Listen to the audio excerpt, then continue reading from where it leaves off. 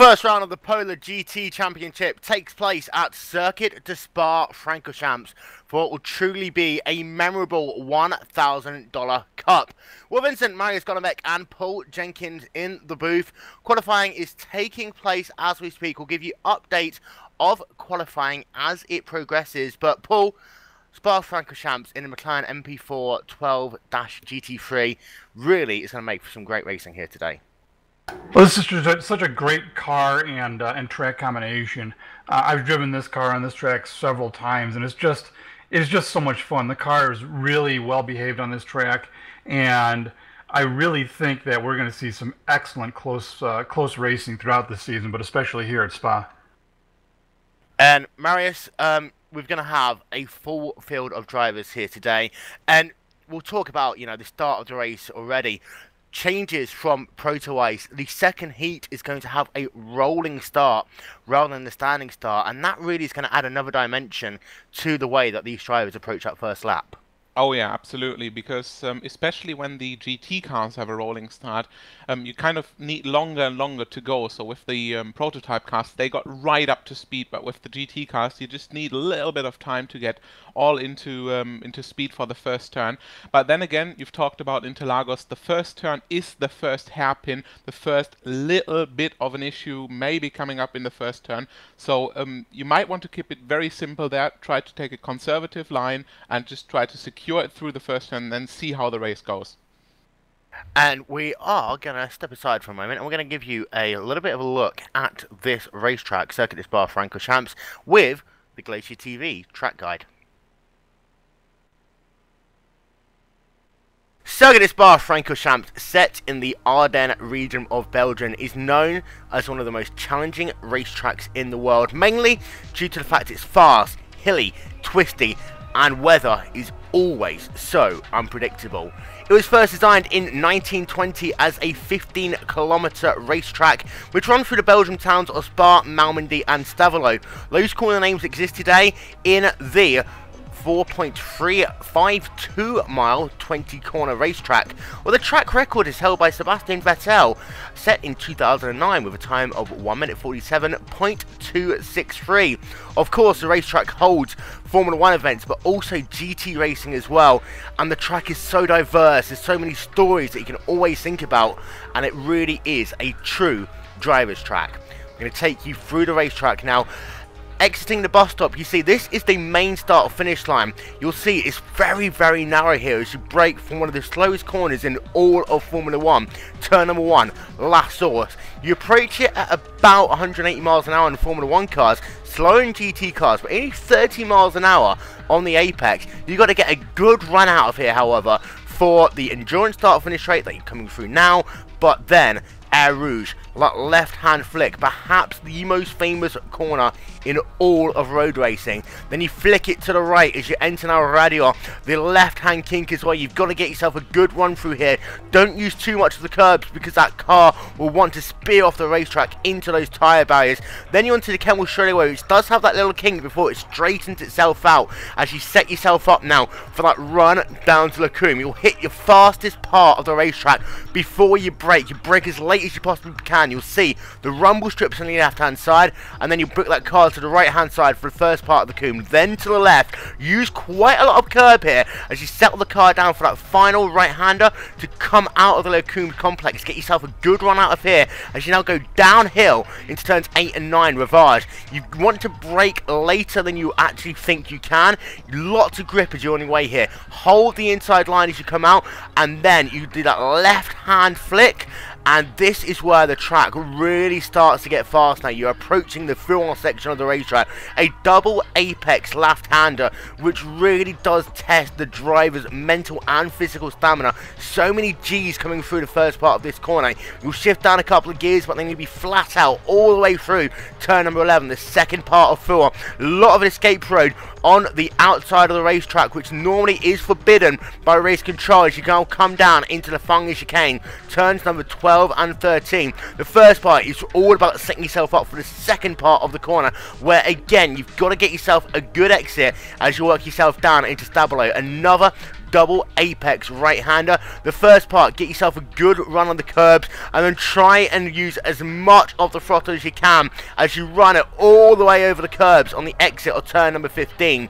Now you're working yourself down the back straight away. You've got yourselves a couple of kinks here as you're working yourself down into Blanchimont. This is where Luciano Berti had his accident in 2001, which put paid to his Formula 1 career. A huge crash he had there. You're going to be flat out in some cars, just dabbing off the throttle a little bit in others as you come down now to the bus stop chicane, the second slowest corner on the racetrack. You've got to get good momentum here. Passing is possible, but you're really going to have to set that car up all the way down the back straight to get the job done. Come out, it's very slippy on the way out. You'll see a lot of drivers getting loose on the power, work it down the start finish line, and that is a lap of one of the toughest racetracks in the world, Circuit de Spa-Francorchamps.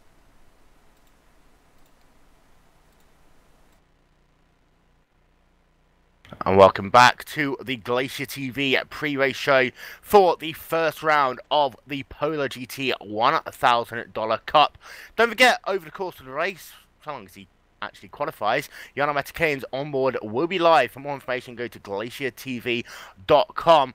And Marius, to move forward, we always have to look at the past. Some of the big names, you know, Gregor Hutu, Martin Kroenke, Jesse Nieminen, they were the big players in the Proto-Eyes $1,000 Cup. It's not necessarily going to be the same. There's some big names who's looking as though they are going to be impressive in PolarGT. That's right, and it is indeed a completely different field, and it's a completely different thing to start with, racing a GT car and racing a prototype car. So we've got these guys which are basically very familiar to the GT cars or the road, near road sports cars. Evan Maillard, we've got Alexei Aloma, we've got Roderick Croynen, we've got Norby Kiss, and all these guys who are usually at the top of the range in GT cars or let's say race cars, which are not these high downforce settings like the prototype cars. So I think the McLaren is really the best car to show off how good these drivers are compared to the old car, because we've also got a good bit of the old drivers still in here. Just talking about Alexei Aloma, Roderick Croynen, and a couple of the very fast drivers from the prototypes, and we're going to see how they perform in a tin top McLaren GT3. And to give you one story for qualifying, this shows just the pure consistency of Norby Kiss.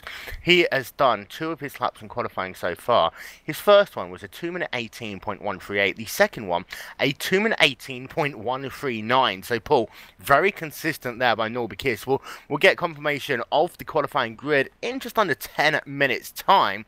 2 sessions working at the moment. And also, some of these drivers, despite the fact there's 60 grid slots for here, will not make it into the race. Yeah, indeed. You know, we do have more qualifiers than we do have spots in the pits at this point, so there will be some elimination going on here. It just makes the qualifying that much more intense and interesting.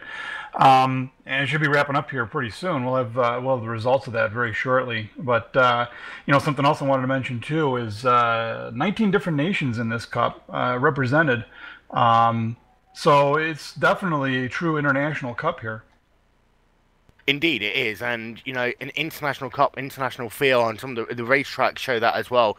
Going to a number of different nations in the cup, and I think right now it's like this track, you know, it really will set the tone for the season. But we talked about this on the track guide, Paul. You know, the way we're using the endurance layout to ensure we get as many people into the race as possible. But that means that these cars, from a standing start, they're going to have to go through the Air Rouge Radial complex. They're going to be flat out through there. Some of them will be a little bit squirrely to work themselves through that section of the racetrack. But the first big braking zone, Lacombe's, really, you funnel down, because the Kemmel straightaway isn't that wide anyway, and you'll funnel down to what really is only about a 2 wide part of the racetrack, and it's a very dangerous part of the racetrack. That whole starting sequence coming down through Eau Rouge it's always right on the edge, and charging down that hill, you will be at full song coming into there. So you really can't go side by side through Eau Rouge. We've seen it done, but it's really a very very tricky way to try and get through there. So I'd be more concerned about Eau Rouge, and you know, the final braking zone. These cars are so close to each other, right in there. It could make for a very interesting first lap. And a number of different teams represented as well. Having a look, you've got the Radical, Team Radicals represented, you've got Talk Freak Racing, you've got Azura Racing, of course My Free ID as well. You've got Fnatic Club Sport Racing, Inex Racing, Orion Race Team, Online Sim Racing, Nexus Esports, Blue Flag Racing, and of course Glacier Racing as well. So a number of different teams represented in this cup. And Marius as well, we saw the way that it played out in Proto Ice. You had the reversed 20-car grid for the second heat, and that means that some of the drivers, you know, who not necessarily best qualifiers, still have the chance to go and try and get race victories. Jonas Nakurian, for example, at Silverstone is one that immediately comes to mind. Yeah, and that's exactly the strategy behind that. I mean, you spoke about Nakurian, and he's just had an underdog performance in the first race, only, if you say, finished 20th, but then starting completely unexpected on pole for the second race. We had him here in the booth, and he was completely baffled by the fact that suddenly he is in the pole position. Of course, you're aware of that, but the first race is just over, and a couple of minutes after that, you find yourself in the first row in pole position, and you get the chance of your life to make the maximum amount of points you can in the second race, and that's just what it's about. I mean, you've got plenty of fast drivers behind you, but whoever won the first race is going to start in 20th, in 19th, in 18th, and so on, and they will need plenty of time, and even more time in the McLaren today, to get at the front of the grid, and that's all the time you need to maybe build a little bit of a gap and to have enough of breathing space to complete the race and win it, maybe. So qualifying is over, so we will get confirmation of qualifying results as soon as we possibly can. And qualifying, though, for this first heat, Paul, it is going to be important because you're kind of wanting to be in maybe the top 15 to be out of that huge log jam as they come down into Lacombe. With 60 cars, you know, the guys in the second half of the field, they're going to have to tiptoe around there. Absolutely. The best place to be is certainly up front. You want to be as far away from the fracas behind you as possible, but it's not always the safest place to be. You know, we've seen, again, when we look at the qualifier, you'll find these cars are extremely closely matched, and so any hopes of just blasting off and escaping in F1 style, I don't think we're going to see that here. I think the front row is going to be just as much in the middle of it as the middle of the pack. But absolutely, the closer to the front you are, the less chance you are getting caught up in it in the first lap. It's that first lap itself. You've got some, you know, very difficult corners to negotiate. Corners like Rivage, Fouan, all the way down into Fangya, Stavelo, Blanchimont, into the bus stop chicane, and then of course the last corner of the lap is La Source. Different from what, you know, the Grand Prix teams will be used to. The last corner is La Source, especially on that first lap. It's probably the last place to make, you know, some big overtaking maneuvers before the field starts settling down. Yeah, I think we're going to see a lot of places where people are going to be making moves here. La Source being just one of them. But again, I don't think we're going to see a lot of cars escaping, if you will. I may be wrong, but if the qualifier is any indication, I don't think we're going to see the same kind of thing as you would in a general F1 race where these guys would just blast off. These cars are, I wouldn't say they're easy to drive, but they are much more forgiving. They're just a blast. I mean, they're just a blast. These guys are going to have a great time. They are indeed. We're getting our first indication of the starting grid here, and it does look as though Enzo Benito, Marius, has got pole position. Yeah, and Enzo, for example, a driver from the ISOWC, the iRacing Grand Prix series, the F1 series, if you will, the top end of the iRacing license range, and also a driver who has been in the GlacierTV anniversary event, so he is familiar with this car at least, and he's going to start this race from pole, so brilliant job so far by the Italian. And also, second place driver, one of the newer drivers, say, to the PolarGT to GlacierTV's coverage, Philip Hildebrand, with a time of 2 minutes 17.793. He's going to be in the thick of it as well. And starting from that second position, standing start, he's still got the chance to make a good run as they work themselves through the Air Rouge Radio Complex on lap number 1. And that's what he needs to do. That's exactly what he needs to do because, well, I don't want to say that overtaking opportunities are so limited on this track. You still have got plenty of chances to at least stick a nose in or try to get a run on your enemy or your competitors out of the turn. But it's not exactly that easy, and we've seen it already in the prototype cars that it can be pretty hard. Even if you're quicker, you're just stuck behind the other car. But you said it, Eau Rouge Radiant, especially coming out of Les Sources and going all the way up the hill, the Camel Straight, and that's maybe one of the prime overtaking spots here, as well as into the first turn. And you're going to find a way past, but it's just a question of how long you need to really make it stick. For those of you who's wondering what Radiant is, Eau Rouge is actually just that first left-hand flick as they work themselves up the hill, and then Radiant is that right and then left-hander which leads them onto the Kemmel straightaway, even though of course it has itself a little kink as you're about a third of the way down there. We'll very quickly talk about our rules of racing for the PolarGT $1,000 Cup. We'll remind you as we go into heat number 2 how it works, but number of drivers will qualify for this race. There are 60 grid places available for the first of the 2 heats here today. Now, over 60 drivers have qualified, so basically, have attempted to qualify, so therefore the slowest drivers will not make the field. The first race will be a standing start, and the drivers will be racing for 30 minutes.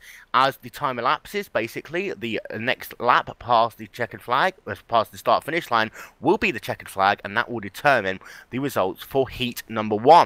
Now for heat number 2, the top 20 drivers will be inverted, so therefore the driver that finishes in first place in heat number 1 will then start race number 2 in the 20th position. You kind of get the message, go all the way down to the 20th driver in heat number 1 will get pole position for heat number 2. However, change from Pro to Ice, that will be a rolling start and a 35-minute race. So 5 extra minutes, which will really make a big difference, especially for the drivers trying to charge their way through the field. The rolling starts as well, adding another dimension to it. Meanwhile, you've got so much more coming into play as well. We've got the Hard Charge Award, which is back for another year. That last year, Marius, was won by Pablo Lopez, and that guy had horrible luck all the way down to pretty much the final race of the season, where he got that victory at Spa.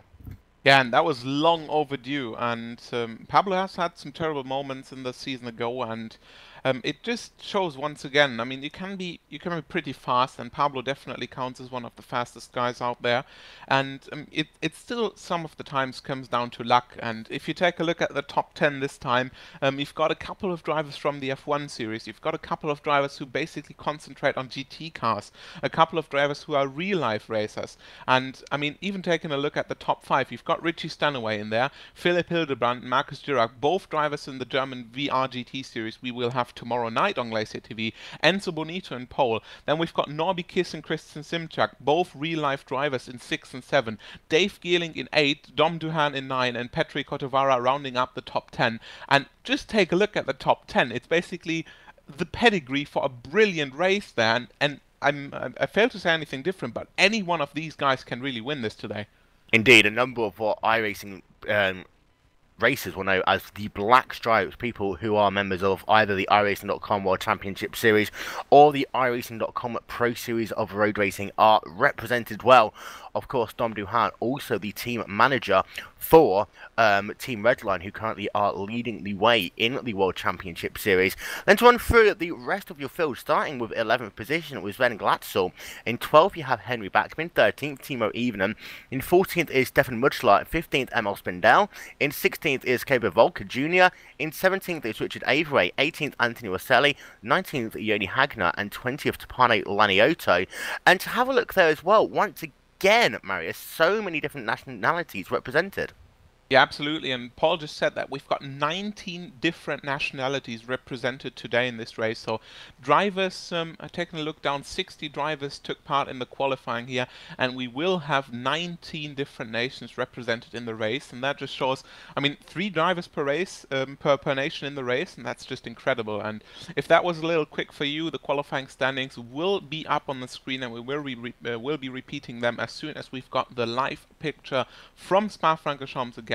And well, it's just a couple of minutes until we go green here and the season in the PolarGT is officially opened. Indeed, and you know, the start of a $1,000 cup, which for anyone who watched Proto Ice, you'll know what the saying is. You know, you haven't seen anything yet. And indeed, live imaging is starting to come through now from Circuit de Spa-Francorchamps. So we'd like to welcome you to GlacierTV's presentation of the PolarGT $1,000 Cup here on GlacierTV. Will Vincent, Marius Gollenbeck and Paul Jenkins in the booth. And to have a run through this Spa-Francorchamps racetrack, we've already done the track preview, but 19 corners here, 7 kilometers in length, that's 4.35 miles. We'll be racing for the first of the 2 heats of 30 minutes, the second of the 2 heats of 35 minutes. The lap record is 2 minutes 18.622, but already drivers in both qualifying and practice have broken that. Really, we'll talk about that in a moment, but really is setting a new level here. And also would like to say a very big thank you to a number of partners. First of all, ETV Live. For more information, go to etv-eplay.net. Some of the best NASCAR broadcasting you'll see in all of iRacing. Very happy to have our partnership with ETV. Also, iRacing.com. For more information, go to iRacing.com for the world's most realistic racing simulator. And also, finally, to the presenting sponsor, IGP Manager. For more information, go to igpmanager.com. And we'll go back about the lap record, because really, there is so many drivers who already have broken that track record here today. Yeah, I don't think it's going to stand for very long here. I think we're going to see that broken not only once, but several times as the race goes on. These cars just get faster and faster as they go along, so as we get later and later into the race, these cars really just come into themselves. And also, let's run through the prize pool for the GT $1,000 Cup. First place will get $450 in cash. Second place, $225. Third place, $125. Fourth place, $75, and $50 will be for the fifth place drivers. And then a number of IGP Manager memberships available for 6th all the way through to 10th place. We'll also get themselves some iRacing credits as well. And we've got 2 extra prizes. First of all, for the Hard Charger Award. Pablo Lopez won that one last time out. And also 2 $25 random lottery prizes. And Marius, all these drivers need to do to be eligible for that is qualify for the races. So basically, we've got the prizes for the top runners, the winners of the championship, the champions. We've got the cash prizes, which, of course, be eligible in regular cash, not iRacing dollars and iRacing credits. Regular cash, what we're talking about. We've got the prizes from igpmanager.com. Plus, you said it, we've got the 2 random prizes and the Hard Charger Award. So basically, you don't need to be a top runner to take part in this championship. If you have fun in racing, if you like to have a competitive field, lots of known drivers in there, lots of guys you can really race hard with, this just might be the championship you want to go to. And I mean, it just shows you don't need to be quick to have a chance at winning the 2 lottery prizes. And the Hard Charger Award, of course, we said it, top 20 reversed. You can easily gain that. I mean, just start in 20th, get a good first race, and then just work yourself up the ranks and get a good second race, and that's how you get points for that. And don't forget, to all viewers watching as well, you can, if you go to GlacierTV.com, watch On Board with Iana Matikainen as he tries to work his way all the way from outside the top 50 in this race. And Paul, that's going to be one hell of fun on board to watch. Absolutely, this is a great addition to the broadcast to have that onboard camera, and definitely encourage you to have both windows open, the commentation and of course the onboard. We've seen this in, of course, broadcast racing, and it's just adds an extra element to the entire thing. So absolutely, it's going to be a blast. So we have got ourselves just under a minute before we get ready to go racing. And Marius, I'm going to ask you, who do you think is going to win here today? Ask me something simple. I mean, just take a look at the grid once again. It's going to be anyone's choice, really, and it's really hard to say. But I think Philip Hildebrand, we have the VRGT series again tomorrow, and he's been very strong in that championship together with Martin Krönke, and I think he's got a good shot at getting this, but it's really hard. I mean, Enzo Bonito, the guy's around so quick, but if by anything, I would put my money on Phil Hildebrand. And Paul? Very good. I really like Felipe also. I think Felipe's extremely fast. Norby Kiss, also an excellent driver. I'd like to see him do well here. So to run through your qualifying, your top 20 drivers one more time, Enzo Benito will be starting this race from the pole position. Felipe Hildebrand will be starting alongside him in row number 1. Marcus Jurek and Richie Stanaway in row number 2, Evan Maillard and Christian Shimczak in row 3, Norby Kiss, Dave Geelink row number 4, and then Dom Duhan and Petru Kotovara in the 5th row. Sven Gleitzel and Henry Backman in row number 6, Timo Evenen and Stefan Muschler in row 7, Emil Spindell and Skaver Volker Jr. in row number 8, Richard Avery and Antonio Selly in row 9, and then Joni Hagner will be starting in the 19th position, and in 20th to Pane Lani Oto. Don't forget, in keeping contact with us all race long, use the hashtag GlacierTV. We'll read out some of the best ones throughout the course of our time on air. Let's give a big shout out to my good friend Mark Warmington. He got stuck in neutral on his flying lap, and his blanket wasn't good enough, but we're getting ready to go racing, Marius. Yeah, green flag already flown, and a good start for the leader, pole sitter Enzo Bonito, but also a good start from Hildebrand and Jurek. And it is already Evan Maillard moving up a position, getting past Richie Stanaway there, together with Norby Kiss. And Kiss got a good run out of Rouge and just puts his car side by side to Evan Maillard as Philip Hildebrand is attacking Bonito. Side by side into Lecombe here, so Bonito on the outside. Jurek very late on the brakes and is 3 wide there as Evan Maillard and Norby Kiss touch a little bit there, just a little bit of body damage. Unfortunately for both, a little bit of ground lost there, but Hildebrand and Bonito still breezing away from the front as we've got a little bit of a trouble going on the rear, a couple of cars off track, but so far so good, no real damage in the rear of the pack, so that looks good. And yeah, in the front of the pack, just except for the little bit of a love tap from Maillard to Norby Kiss, nothing really big going on. So Stanaway, the big loser of the start, dropped from 4th all the way down into 6th. Do apologise. Sorry, we do very quickly apologise for the technical issues we have. We will try and get you footage back from Circuit Spa-Francorchamps as quickly as possible. But Paul, carry on. And I was watching Chris Simzik had a bit of an issue. He ran off track right about, I think it was turn 3 or turn 4, and fell back. He's all the way back in the 24th now from 7th. So a rough start for him, but he's managed to recover and he's back to it. Unfortunately, you are listening to Radio Glacier at the moment. A couple of guys in the spectator chat already referring to Radio Le Mans, so you will have to work around here with the radio, and we can give you a brief overview of what's going on the track. We are about to complete the first lap here. Enzo Bonito, the pole sitter, still in the first position, followed by the team members of Team Alliance. Marcus Jurek and Philip Hildebrand in 3rd and 2nd. Norby Kiss came from 7th, now into 4th.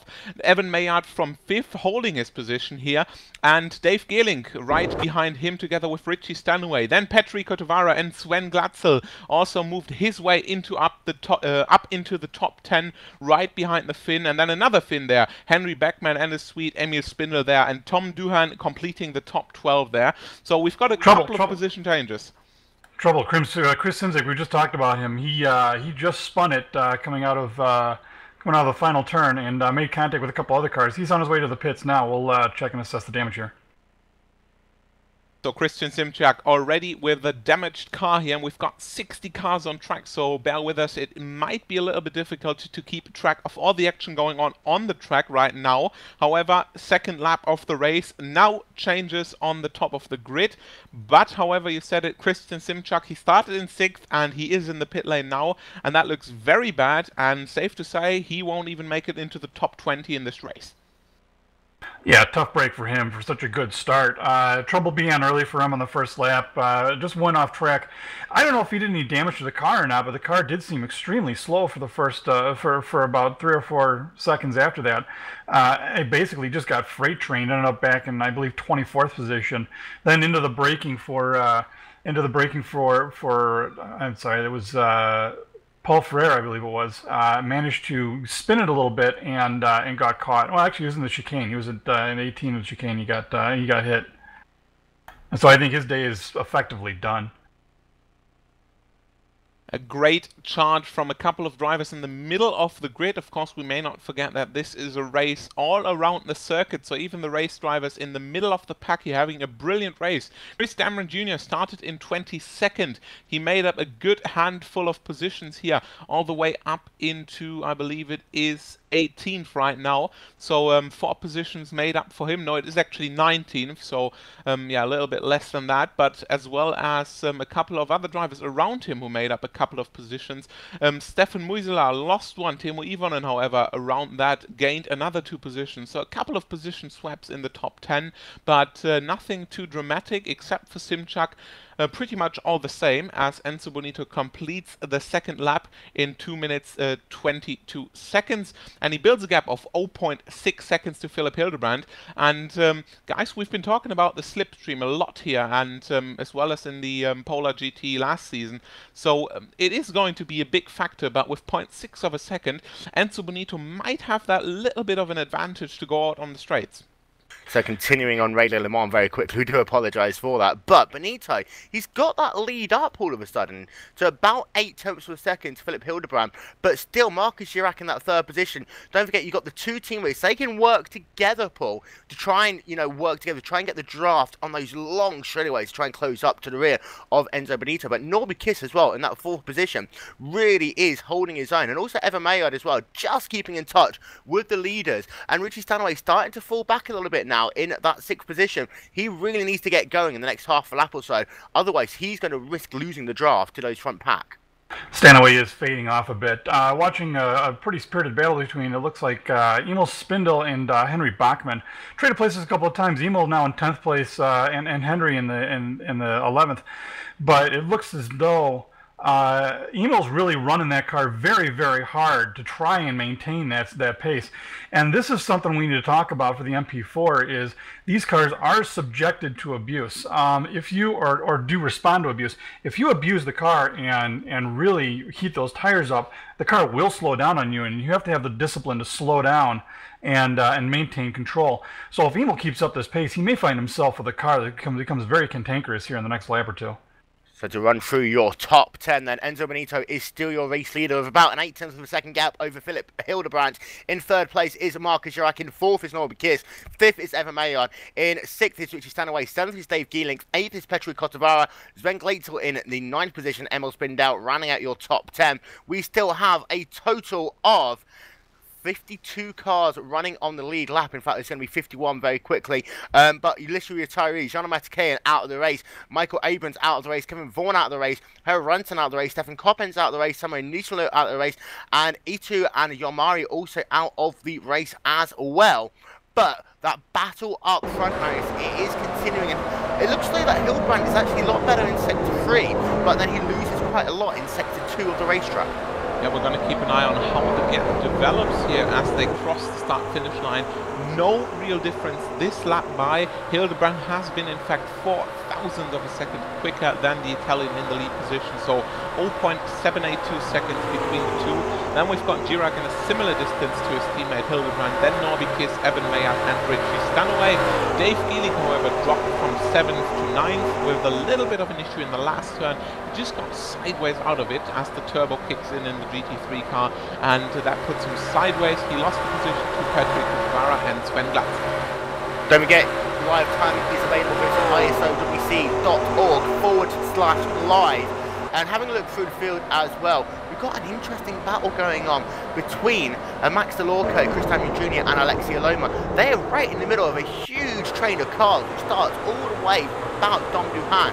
He's got by himself a 3-car length advantage over Yoni Hagner, but from Hagner to Richard Avery, Avery to Max Delorco, and then Chris Dameron Jr., Alexia Loma, they are right in the thick of the action, and there's barely anything between these trailers. Yeah, very tight pack developing back there. A little bit of room, but you can see any slight mistake, and these guys are going to be all on top of you. In fact, we're watching right now. Looks like that's Richard Avery. He made just a little bit of a slip up, and Delorco was right on top of him. So that in this pack looks like the contention of the day, or the moment right now. We've watched them real closely, of course. Now it looks like Yoni Hagner and Dom Duhan are also getting really close. So again, this entire pack of cars, and we're talking about positions. What are we, 11th through say 17th or 18th actually, if you add Alexi to that. A very tight race here. It could be anybody's position. I would like to thank you for listening to Glacier Radio and welcome back to GlacierTV. We do apologise for the issues that happened there. Unfortunately, we lost our camera feed from Spa, but the situation is that your pole position guy, Enzo Benito, is still resisting the charge from Philip Hildebrand. And Marius, these two drivers, in fact, you can add in probably Marcus Girac and Norbert Kiss as well. These four drivers really are charging away from the field right now. And let's not forget, with still 20 minutes of this race left to go, the tyres could start fading away, and that will add another dimension to this race. Yeah, we've talked about the teammates, Girac and Hildebrand, and it looks like Hildebrand might just be that little bit quicker than Girac, because it looks like Girac might need to take a look in the rearview mirrors, as Norby Kiss behind him is charging hard, and at the start-finish line only been 0.4 of a second behind, as Hildebrand in front has already got a 1.2 second gap to his teammate. So Hildebrand looking to the front and Girac looking to the back. Meanwhile, that battle in the mid-pack continues as Max Delorco looks to the outside of Richard Avery as they come down into the Coombs, thinks better of it, wasn't able to get the run work on the outside. Alexi Alone has actually fallen back a little bit now and falling into the clutches of Stefan Muschler. But meanwhile, Norby Kiss is on the number 44 car of Marcus Girac, and it looks like he's been able to make the pass and move Norby Kiss pull up into the third position. Yeah, Marcus made a bit of a mistake there. Got the car loose, and that gave Norby what he needed to get the run on him and pass him. So again, we were talking about pushing these cars hard, and now every time you get that car a little bit sideways, it heats those rears up just a little bit. So it's not like you can just jump right back on it when something like this happens in this car. You know, these cars will build the heat up, and you have to be very disciplined. So Marcus right now probably just content to ride back there, try and get the car back under him, and look for him to make another charge on Norby here very shortly. So 10 minutes of the race is now scored complete. Norby Kiss, let's see what he can do a little bit cleaner. Let's see whether he can use that car, get it up to the rear of Philip Hildebrand, because those two drivers right now are 2 seconds behind your race leaders of Enzo Benito and Philip Hildebrand. So right now they really have to push to see whether or not they can close that gap. And into a little bit of traffic as well for Enzo Benito. He's got Rapalina in the number 20 car, currently running the 48 position. Just moved out of the way to let all of those cars try and breeze past them. You see he was dabbing on the brakes, but Benito wasn't quite close enough there.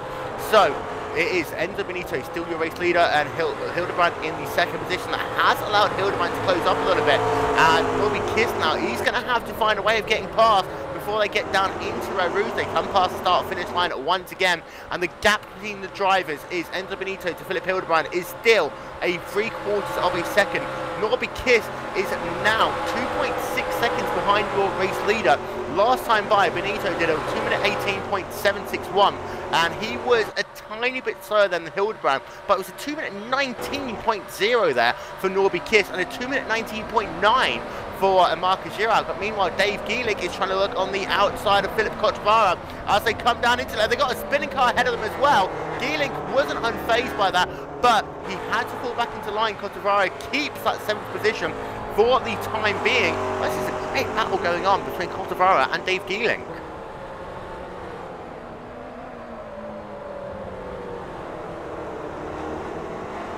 And it looks as though that Emil Spindel has had an incident on the racetrack as well, Paul. Yeah, we're looking back at this here. It looks like Emil Spindel was caught up in a wreck. Actually, what it looks like happened here was Sven Glatzel up in Rouge here in lap number 5 got it all wrong making that right-hander. The car just took a right and speared into the wall, bounced back across, and picked off Emil. Another unfortunate victim of this is going to be Timo Livonen, who also, his car was destroyed in that. So several, Don Duhan also and Chris Demeron, all 5 of those vehicles involved in a wreck. Also looks like we lost, is that going to be Alexi? No, hold on, stand by here, let me see who that is. Not Alexi, because Alexi's still running on the racetrack, however. He is pretty slow at the moment. He is falling back down into the 13th position. He's got Stefan Muschler right behind him. And in fact, Alexi's been falling closer and closer into the track with him. He did a 2-minute 24 lap that last time by, and Muschler did a 2-minute 0.066, and it looks like Alexia Loma is suffering for some issues right now. The gap continues to increase, however, between Enzo Benito and Philip Hildebrand, running 1 and 2, and Norbert Kiss and Marcus Girac, who is running into the 3rd and 4th position. But importantly as well, that gap between Enzo Benito and Philip Hildebrand is now down to just 0.4 of a second, Marius. Yeah, and it's just getting closer again. I mean, both the gap between Girac and Kiss and Hildebrand and Bonito is very interesting to follow, because it always just switches between a couple of tenths, and Hildebrand this time by has decreased the gap in fact to 0.4 seconds, so he's getting a little bit closer. And we've debated this in the prototypes, the closer you get, the more slipstream you'll have, and the easier it is to follow another car, and especially in the situation of Philip Hildebrand here. He's got a couple of laps to go. He's just just shy of half the race distance.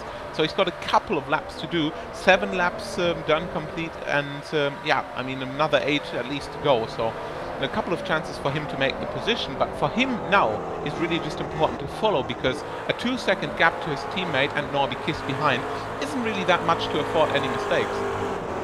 Meanwhile, you did see it on your screens. Max Delorco is able to get past Richard Avery. A beautiful move down the inside into Eau Rouge. Was able to get the line into Radio and able to complete the pass on Richard Avery. So move Max Delorco up now into the 11th position on the racetrack. And to give you an update on that Aloma Mushla battle, it looks like Mushla has not been able to get past Alexia Loma just yet. So many battles going on the racetrack. We're struggling to keep eye of all of them. There's a huge gaggle of cars right now. Drivers in the 24th position, Nick Vestige, and then Paul Ilbrink in 25th, Kevin Wiegman in 26th, Henry Velgruck in 27th, and then Thomas Krenzi in the 28th position, Paul. And these guys, they've got to keep cool, because you know it's difficult to pass it up at certain points in the racetrack. But the huge gaggle of cars, as I just saw there, Istvan Barrow just working himself past a lap car. It's so difficult to keep your momentum going when you've got all that dirty air working around you. It is, and this car, in this race rather, being such a, this track, let me start it again, this track being such a high-speed track, it's all about setting people up on this track for a move. So you're going to make, if you're going to plan to make a pass, you need to plan that well ahead of time, unless of course the driver in front of you makes a mistake. But there's really not a lot of opportunity here to outbrake somebody and pass them. There's only a couple of places where you can do it. Well, here's one of them right here. But you know, otherwise you just have to, it's all about exiting the corner, getting a run off of people, and this is a beautiful you know, example of that. When you're coming off of the source, coming down into Eau Rouge and Radeon, the pass will start all the way back in chicane, so when you see somebody take somebody at Lacombe, that pass started all the way back in the chicane. And here we go. Looks like Stanaway is going to try and make a move here. And looks like he's got the inside line. Can he get him out broke? And he does it. Makes it. Oh, nice move. Stanaway able to complete the pass there, and FMA, and that was a bold move down into Lacombe. Very quickly, to give you an update on the battle for the 20th position, we talked about this in our pre-race show. The driver that finishes 20th will get pole position for the second race. Right now, as Andres Valencius is on the outside looking in, working in that 21st position. Is currently running Fantale. Oh, trouble down into Lacombe, and Valente there and Terry Dalberg both go off, and that is going to really shake things up there. But Fantini was trying to look down to the inside. He got sideways coming down into Lacombe. He outbraked himself, and he just went into the side there of Terry Dalberg. Fantini spun his car, and that allowed Andres Valencius to move up a position. To have a look to see what happened to Dalberg, he was able to get back onto the racetrack, and he right now is running in that 20th position. The question is how much damage he has to his race car. He has Mark Bird right behind him. And Marius, it shows, you know, that even if they are in that 20th position, they're still going to go battling for spots higher up. Yeah, and I'm pretty sure this is not going to be the last of it, because Mark Bird, another guy very familiar with these GT cars, he's surely going to look to overtake Tero Dalberg there, because, yeah, nothing worse really to be outside of the top 20. Don't get to start in the pole, but you have to keep your 21st position for the second race. However, look back to the front of the field as Enzo Bonito is starting to make a couple of little mistakes there. Not really anything critical, but he's just losing a couple of tenths per lap, and another little mistake there by him in the bus stop chicane. So Hildebrand may be close enough to make a first move into Lacombe, gets a good exit here out of the source, and he is going to have a good bit of slipstream. Until then, Norby Kiss broke free from Marcus Dirac, now running free in the third position. Dirac has to let go of them. Behind Dirac, Mayab versus Stanaway once again, and Kotowara and Gierling for place number 7. But we stay for the lead, we stay between Hildebrand and Bonito, because this might be the first chance that Philipp Hildebrand has even got a chance of looking down the inside. No, definitely not, as Enzo Bonito closes the right line. On the outside, we see that it can work, and late braking there. It could be enough there, but another right turn there, and Enzo Bonito still on the inside, but Hildebrand making it very smart, just staying on the outside. Both of the drivers give each other room. Brilliant racing by both of them, but it just shows ABS in the car, a lot of downforce there, and it just shows Philipp Hildebrand goes around the outside. It all looked so easy. It looked easy, but in that race car, it definitely was. Philipp Hildebrand, your new race leader, and we'll get a replay of that. And he started that all the way down the Kemmel straightaway. Enzo Bonito went defensive. He took that inside line, but of course, that inside line means that you've got to brake a little bit earlier, so try to radiate into the corner. Hildebrand was able to get that working on the outside line for the first part of the Kum. He had the inside part then into the second part of the Kum, and into that final part, he's able to use that curb effectively to get the job done. Pinching down a little bit Enzo Bonito, but of course clean racing between those two drivers, and Philipp Hildebrand in that number 46 is your new race leader. Let's see whether or not Enzo Bonito will be able to respond. Whilst that was going on, Norby Kuss was able to close that gap just a tiny bit, and Kuss has actually been able to pull a gap now over Marcus Chirac. But meanwhile, it looks like Mark Bird is now into the catbird seat, his position, and right now he's got himself about a second gap over Matti Ratti in the 21st spot, and that was all caused, Paul, by Andres Valencius having a DNF. Yeah, Valencius out of the contention here. Kind of just a rough day for him, but yeah, moves Mark Bird up into 20th, and we're seeing a lot of this here. It's kind of the lottery here. In the last 2 laps, we've had, I think, 2 or 3 different people in 20th here due to race incidences. But very important to keep an eye on that spot, and because of course, obviously, it'll be the pull for the rolling start portion. Meanwhile, Enzo Bonito, he was very close as they worked for the bus stop chicane and into La Source. Let's see whether he can get the draft now as they work themselves down the Kemmel straightaway. Hildebrand took a lot of curb there, so Bonito will get the drive, and this will give us a good indication as well on the downforce setting that these cars are running. It looks like Bonito isn't as fast in a straight line there. He's doing 162 miles an hour as they've completed the Kemmel straightaway. Compare that to 160 miles an hour for Philipp Hildebrand. So it looks like perhaps Bonito is running more wing, which is why he was so good through the slower portions of the racetrack, but he's very close as they work himself down into a barrage once again. Meanwhile, Max DeLorco's Bonito almost then running into the rear of Hildebrand, right up behind him now. It looks like that Max DeLorco was being very close over Yoni Hagner, but sideways a little bit there for Bonito as well. I think this is confirming what I just said, Marius. Bonito running more wing, meaning he's a lot faster in Sector 2 into the bus stop and La Source. So as far as I'm concerned, his best opportunity might be into La Source, so he can close the gap down into the bus stop chicane. Yeah, and he has to make it into the source, or maybe even into the bus stop, because, yeah, judging by the last 2 laps, Philipp Hildebrand is just getting a very good exit out of the source. And, yeah, if you get a good exit out of that, you build your gap towards the downhill part, and then when it goes uphill, your fellow competitor might not have the run on you, because, well, it goes quite steeply uphill. It doesn't really appear that much in the camera TV. But it is really just a couple of % uphill there, and you're not really gaining as much as you think. So even if you've got a whole lot of slipstream, you're not really getting that much closer. And you see the same thing right now, the couple of drivers here moving up through Blanchimont towards the last turn. Norby Kiss getting a little bit closer as well, and Bonito is all the uphill section into the slipstream, and he's just not gaining that much, even though he is quite a little bit closer right now, but I think not enough, especially with the good exit out of the source Philipp Hildebrand usually has. So to run through your top 10 of less than 10 minutes left to go, Philipp Hildebrand is your newer race leader. Enzo Bonito still in the 2nd position, Norby Kiss in the 3rd spot, Marcus Chirac in 4th, Richie Stanley in the 5th position, Evan Maillard in the 6th position, Petru Kotavara in 7th, Dave Gierling in 8th, Henry Backman in 9th, and then Yoni Hagner rounding out your top 10. We have 40 cars still scored on the lead lap. couple of people made some big charges early on in the race. Mark Warmington was able to get himself up into the top 30 at one point before falling down into the 38th position. He had a big moment, costing himself 20 seconds and about 10 spots on the racetrack. But to have a look at some of these battles in the mid-pack right now, you've got Yoni Hagner, Max DeLorco and Richard Avery, Paul. They are battling for 10th, 11th and 12th positions on the racetrack right now. In fact, DeLorco looking as though he's going to try and make a move down to the inside, down into Lecom. A little bit too far back to make that, but Max DeLorco, he's been on the charge at the start of this race. He started this race in the 21st position, now running in 11th, trying to get himself up into the top 10.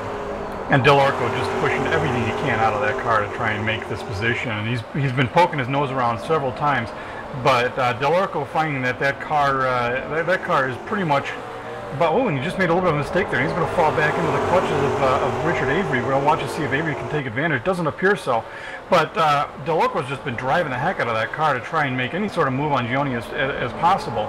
And but he has to be careful because obviously, if he makes any kind of mistake, and we're seeing it right here, Richard Avery is just gonna take advantage. In fact, here he comes. See if he can make any kind of move here. Almost down into the Thongy chicane there, and Avery was so close, and it looks as though that he fell back earlier on, but a number of these drivers, their tyres are starting to go away. Dave Dealing's tyres are going away. There's a big lock up there for Max DeLorco down into Stavilo, so he looks like his tyres are starting to fade as well, and all of this time spent in the dirty air, it's starting to hurt some of these drivers. And Dave Dealing, half a lap ago, he was within about half a second of Petri Cotavara. Now he's fallen back to about 1.5 seconds behind, but meanwhile, Evan Maillard on Richard Stanaway, these two right now are running nose to tail as they work themselves down into La Source once again. Evan Maillard trying to get himself back up into the 5th position after Stanaway made that move a little bit earlier on. And of course, Marcus Chirac falling into these drivers' clutches as well. Yeah, we've been watching Richie Stanaway and Evan Maillard fighting for quite a bit now. Evan's certainly not very happy about being passed by Stanaway, and it looks like he's going to do everything he can to try and get past him. But again, Stanaway very quick, and it does look like Stanaway has a faster car on the straights. So maybe another one is running a lower downforce package. But Evan is able to make up some space in the tight twisty bits. Of course, meanwhile, they're all catching up to Marcus Jurek. So Jurek just watching the clock and desperately hoping that it ends before he gets overtaken. And not only Stanaway and Maillard are catching Jurek, as well Norby Kiss, after breaking free from Jurek for the battle for 4th position, is slowly catching the first 2 position cars here. So yeah, not exactly the battle going on between Hildebrand and Bonito, but definitely something going on between these two guys, which costs them a little bit of time. And Norby Kiss is just catching up slowly but steady, 1 second to the lead last lap, and he might just be waiting for the little mistake of these guys ahead, because I think Bonito might not be that satisfied with the 2nd position. He is following at the moment, but that can rapidly change as soon as Philip Hildebrand just makes a slight mistake, and that's exactly when Norby Kiss will be there in 3rd. And Norby Kiss is turning much faster laps than Enzo and Felipe. His last lap, 2:18.491 to Enzo's 2:19.781 and Felipe's 2:19.893. So Norby is definitely gaining ground, but will there be enough time? Less than 2 minutes left in the contest. And Norby Kiss actually setting a new world record in iRacing. Of course, unofficial world records in hosted sessions, but Norby Kiss is charging. We have got ourselves probably a lap. We will have 1 lap left to go at the line. So it is go time right now for both Enzo Bonito and for Norby Kiss. If these two start battling for the race lead, Norby Kiss will be right with their down into the bus stop chicane they go once again. Bonito right on the rear wing of Philip Hildebrand. This is where he can make the move down into La Source. We talk about how he has more wing. This will be in better position down into La Source. He can break a little bit later. He's close, but not quite close enough as they come down into La Source. This time by, there will be 1 more lap left to go. To have a look at the lap times for your 3 race leaders as we come past the start finish line. For Philip Hildebrand, it is a 2:18.861. For Norby Kiss, it was a 2:19 that time, so slower. Enzo Bonito did a 2:18.765, using so much of the curb there through the Air Rouge Radio Complex. But you see, as they come down the Kemmel straightaway once again, Philip Hildebrand is actually not that much slower in a straight line. He's only about 1 mile an hour slower, and it's not going to be close enough for Enzo Bonito. But meanwhile, Richard Stanaway almost there on the rear of Marcus Chirac as they work themselves down into Lecum as well, Marius. Yeah, and Jurek defending heavily there, closing the inside line. Stanaway still looking for a bit of a gap there, but has to back off as Evan Maillard is the third in the row there. Just like Norby Kiss at the front, he's looking for the mistake there, because making up 2 positions in 1 lap is hard enough, so he has to wait for a mistake of these 2 guys. But by the looks of it, Jurek has got this, yeah, quite sovereignly in the bag, but I'm pretty sure that Stanaway won't just let this go. Meanwhile, half a lap left to go for your race leader, Philip Hildebrand. He's still got Enzo Benito right on his tail. He needs to defend heavily in the next couple of corners. The following chicane they're working themselves down into right now. Benito, so much better on the brakes, so much better getting onto the gas as they come out of the following chicane. As they work down into Stavolo, looking as though it looks like Benito isn't quite close enough to make the move. Now it'll all come down to how they get this run out of Stavolo and down into Blanchimont. You've still got that battle between Jurek and Stanaway as well. But it looks as though that Stanaway's fallen back just a little bit. He'll have to make it work on this back straightaway. Meanwhile, for Philip Hildebrand, he's pulling himself out now to about a 2-car length advantage over Enzo Benito, using a little bit of a curve there on the inside through Blanchimont. Down they come into the bus stop chicane for the final time. And as they come down, it looks like Benito's not going to be close enough, but he needs to get a good run. Hildebrand getting a little bit sideways there. This could be the chance for Enzo Benito as they work themselves past the GP start-finish line. 1 more corner left to go as they come down into La Source. Will Hildebrand be able to keep it together? It looks like he will be able to do so. So it looks though as they come out of La Source, Philip Hildebrand is going to become the first victor in the PolarGT $1,000 Cup. He will take victory from Enzo Benito by just half a second or less at the line. 3/10 of a second. Norby Kiss will come home in 3rd. Marcus Chirac will come home in 4th. Richie Stanaway rounds out your top 5. Yeah, so we've got a brilliant 3-way battle going on, both for the lead and for the 4th position, and the teammates Philip Hildebrand and Marcus Chirac are the victorious guys in these battles. So 4th for Chirac and the race win for Philip Hildebrand in just over 30 minutes. We're going to interrupt you, Marius, as they come out of La Source. It's a battle to the line between Terry Dalberg and Howard Mitchener. Mitchener looks like he's going to be able to keep that position there over Terry Dalberg, but Mark Bird comes home in that elusive 20th position. He will start on pole for heat number 2 there. And the guy losing out, that will be Matti Ratti there, who comes home in the 21st position. Drivers from 21st bag will start where they finish. It's the top 20 that gets inverted, but put Talk Creek Racing on pole position for heat number 2. But Paul coming through the bus stop chicane and into La Source on the last lap really did look as though that could have been any of those 3 orders, and it was Metzenlein from Dalberg from Mark Bird at the line. Oh, absolutely. Coming down into La Source, the Dalberg got a great run and with the defense on the inside, but then he tried to over-under on him. Just couldn't get enough momentum and managed to spin the tires. So Dalberg able to maintain that position, or rather, I'm sorry, Michelin there was able to maintain that position. So a great choice of lines by Dalberg, but unfortunately just could not hook up the tires to get out of the corner. So wasn't able to get past. But a good run with Mark Bird, managed to handily hold on to the 20th position, so he'll be your pole sitter for the second heat.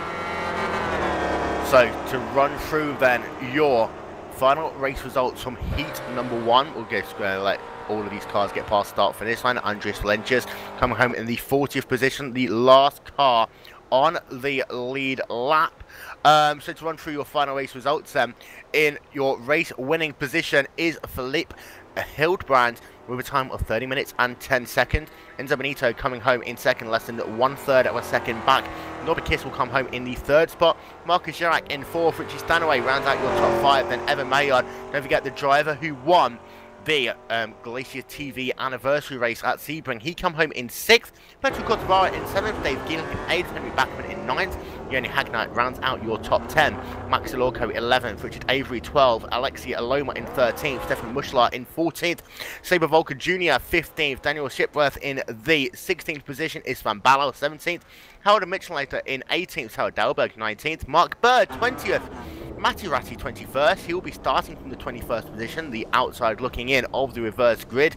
Paul Ilbring 22nd, Nick Prestige 23rd, Kevin Beekman 24th, Tobias Krenzi in 25th, Ronnie Fantini in 26th, Henry Verick in 27th, Kevin Paris 28th, Timothy Ponzi in 29th, Ricky Avaji in the 30th position, Maya Reddy 31st, Isto Tanyan in 32nd, Yuka Savalainen in 33rd, Christoph Mag 34th, Wolfgang Wildenhart in the 35th position, Scott Bircher 36th, Mark Warmington 37th, Brennan Hobart 38th, Petri Priya in 39th, Andres Valencius, the last of the cars on the lead lap, in the 40th position. And then to run through your retirees in reverse order, and Anthony Rosselli did not start the race. Jana Matikane out early on. Michael Abrams out of the race. Kevin Vaughan, Hugh Ranson, Stefan Coppens out of the race. Itu Vanganis out of the race, James Cullen out of the race, Hua Pakalami, Christian Shimsack, Chris Damon Jr., Dom Duham, Timo Evening, Emil Spindell, Stephen Glenson, Tapano Lenioto, Amando Palumbo, Roderick Cronin out of the race, and then you had Samuel Naslo and Yoram Rapalena all scored laps down. The 20 car got himself a black flag for being below minimum speed as well. I need to take a quick breath. Marius, thoughts? Yeah, good question actually. Looks like Paul, our guess wasn't really wrong. Paul? So yeah, no, you know, I think we both called Philip as what we're going to be seeing here.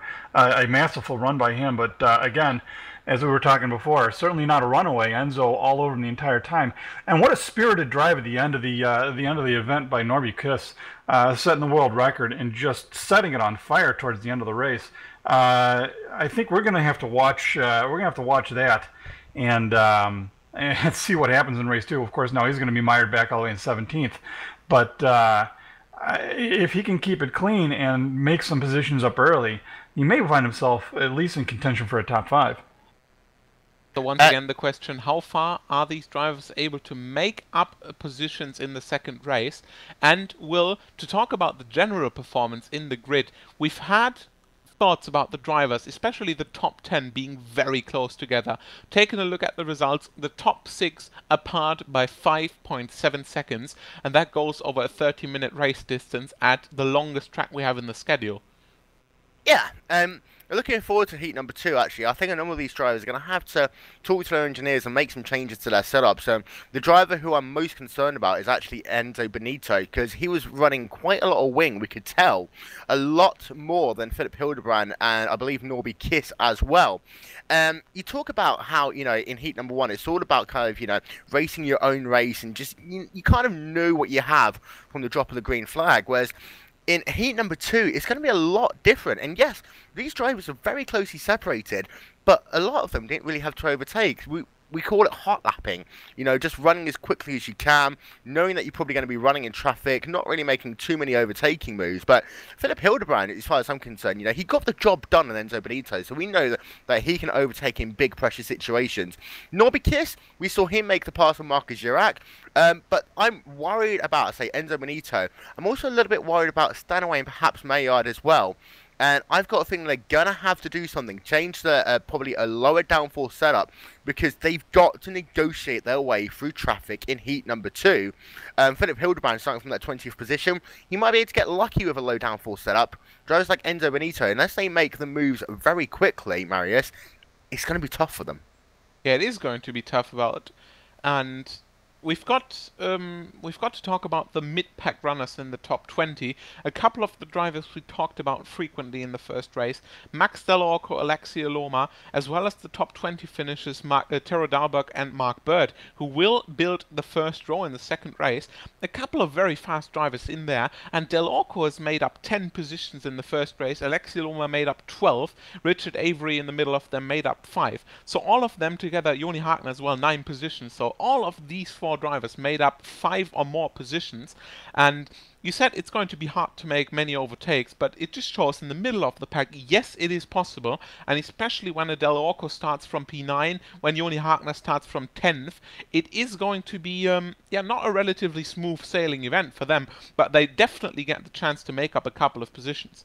Big difference though from, you know, having a setup which is very trimmed out, as we saw some of your lead runners, compared to the mid-pack where they knew that you're going to have to make some moves early on this race. And there are, you know, Max DeLorca, I think he could be the dark horse in this race, just the very simple fact that he was able to get through a number of positions in heat number 1, Paul. Yeah, showed some excellent speed throughout the entire race, and more importantly, some very good discipline. I think that we're going to be seeing a lot of, well, the rolling start kind of makes things interesting too, because as you know, the standing start, the cars can get very, very bunched up. But with a rolling start, you may find that the cars may be a little bit more spread out, but you get more of a run. So it'll be interesting to see if there's a way that Max can take advantage of the rolling start and try and get a bit of a roll, and get a bit of a run, maybe make up some spots in the first couple of corners. But that isn't without risk. It's not without risk indeed. We need to let's talk about the rule changes from Proto Ice to PolarGT, and this is very much determined by input that we had from all the drivers. Heat number 2 will have itself a rolling start compared to the standing start. So this means that the drivers will be kind of at speed as they work themselves down the Kemmel straightaway into Lacoum for the first time. There's both positives and negatives of this, but the important thing is that, Marius, coming down into Lacoum with this inverse grid, a very tight corner, and the Kemmel straightaway is very narrow as well, it's gonna be, these drivers have got to pay attention to everything going on around them. Yeah, absolutely, and it shows once again. I mean, we've been expecting a couple of issues in the back of the pack, but we've only had 3 or 4 complete retirees from the first couple of laps, and it's been a good race for all of the drivers. And we've been very careful in the race meeting. We've been careful in the pre-race discussion to talk about the dangers of the track and to talk about how easy it is to really ruin your race and ruin your fellow competitors' race in the first couple of turns. And it looks like all the drivers really paid attention to that, because at least the start and the first couple of turns have been really safe. And I believe we have a guest here in the booth. We've had thoughts about him earlier, and we have got a 10th position finisher from the first race here. Joni Hagner, welcome. Hello. So Joni, 10th position for you, 11th for the second race. First of all, a good charge for the through the field, but how do you think you're going to perform in the second race? How much is possible from the 11th position? Well, main goal is not to lose positions, so let's try and get some positions and be safe and do not make mistakes. And we have a look. We talked about the starting start for this. How interesting was that start? Working yourself, you know, at slow speed through Eau Rouge, Radion down, building up that speed down into Lacoum. Just how dangerous was it in that first race? Well, I got pretty good start from the line and managed to get one position, but then I changed my tactic and lifted before Eau Rouge and tried to get better run on the straight, and it was a good decision because I get one position from it. And having a look at the race itself, you know, many different wing strategies, many different downforce levels were in effect in this race. What downforce were you running on, and do you think, you know, that some of these drivers are going to have to make changes for heat number 2? I don't know, because example Max DeLorco, who was right behind me, I think he got the same or 1 click more than I, and he was able to make pass if necessary, but he cannot make it. And you'll be starting from P11 in heat number 2. Scared? Ready? Worried? What's your thoughts? Full throttle. Full throttle ahead, and full throttle ahead indeed. We'll leave you to it. Good luck in heat number 2. But Paul, it's interesting because, you know, these drivers for heat 2, there's so much on the line for these drivers that on one hand, you know, you can go full throttle, but other hand, some of these drivers might be a little bit more cautious. But being cautious actually can always put you into more difficult scenarios. Yeah. Well, and that's really the big story about it is, you know, if you find yourself trying to be too conservative, you're going to get run over because the guys behind you are not. There's not a lot of time to make space up here. We're talking about, I believe, 35 minutes in this contest. And you do not want to let the guys in front get away. So cautious, but aggressively cautious. Too cautious and you're going to find yourself falling backwards. And you know how incredibly difficult it is to drive in the rear view mirror. So, you know, you may have some people that might be trying to slow down a little bit, but the best bet I think at this point is just try and drive your race and just try to keep up for the guys in back especially. So, you know, patience in a longer race and a 2-hour endurance race might be a bit more of a plan, but in such a short sprint like this, it really means you really gotta be on it right away. And Marius, rolling start over standing start, do you think it's going to help avoid too much chaos down into Lacombe? It sure did in the prototype cars, but they've been a lot wider, so I'm not really sure how big the difference will be. But Paul mentioned a few interesting things, and I agree, because I think that especially being conservative doesn't really mean that you're going to be passive. And we've seen, for example, Norby Kiss, especially in the last couple of laps, and also Evan Maillard and Richie Stanaway. They haven't particularly been over-aggressive, so they've just tried to keep the position. They know how hard the championship will be in the later stages. And yeah, just take the position and take the points, and that's what you need to do. Don't be over-aggressive, but you have to stay at least conservative. Don't be passive, don't try to fall back, try to be too passive and just see what develops, because in such a field like this, you cannot really wait for opportunities. So preparing for the second of today's heat at Circuit des Spa Francorchamps, GlacierTV presenting the PolarGT $1,000 Cup with Vincent Marius coming back and Paul Jenkins in the booth for this race. Big question is going to be, do you think anyone can go from the rear, I say the rear, from P20 all the way to P number 1, Paul? I don't think we're going to see it. It would be amazing if we did.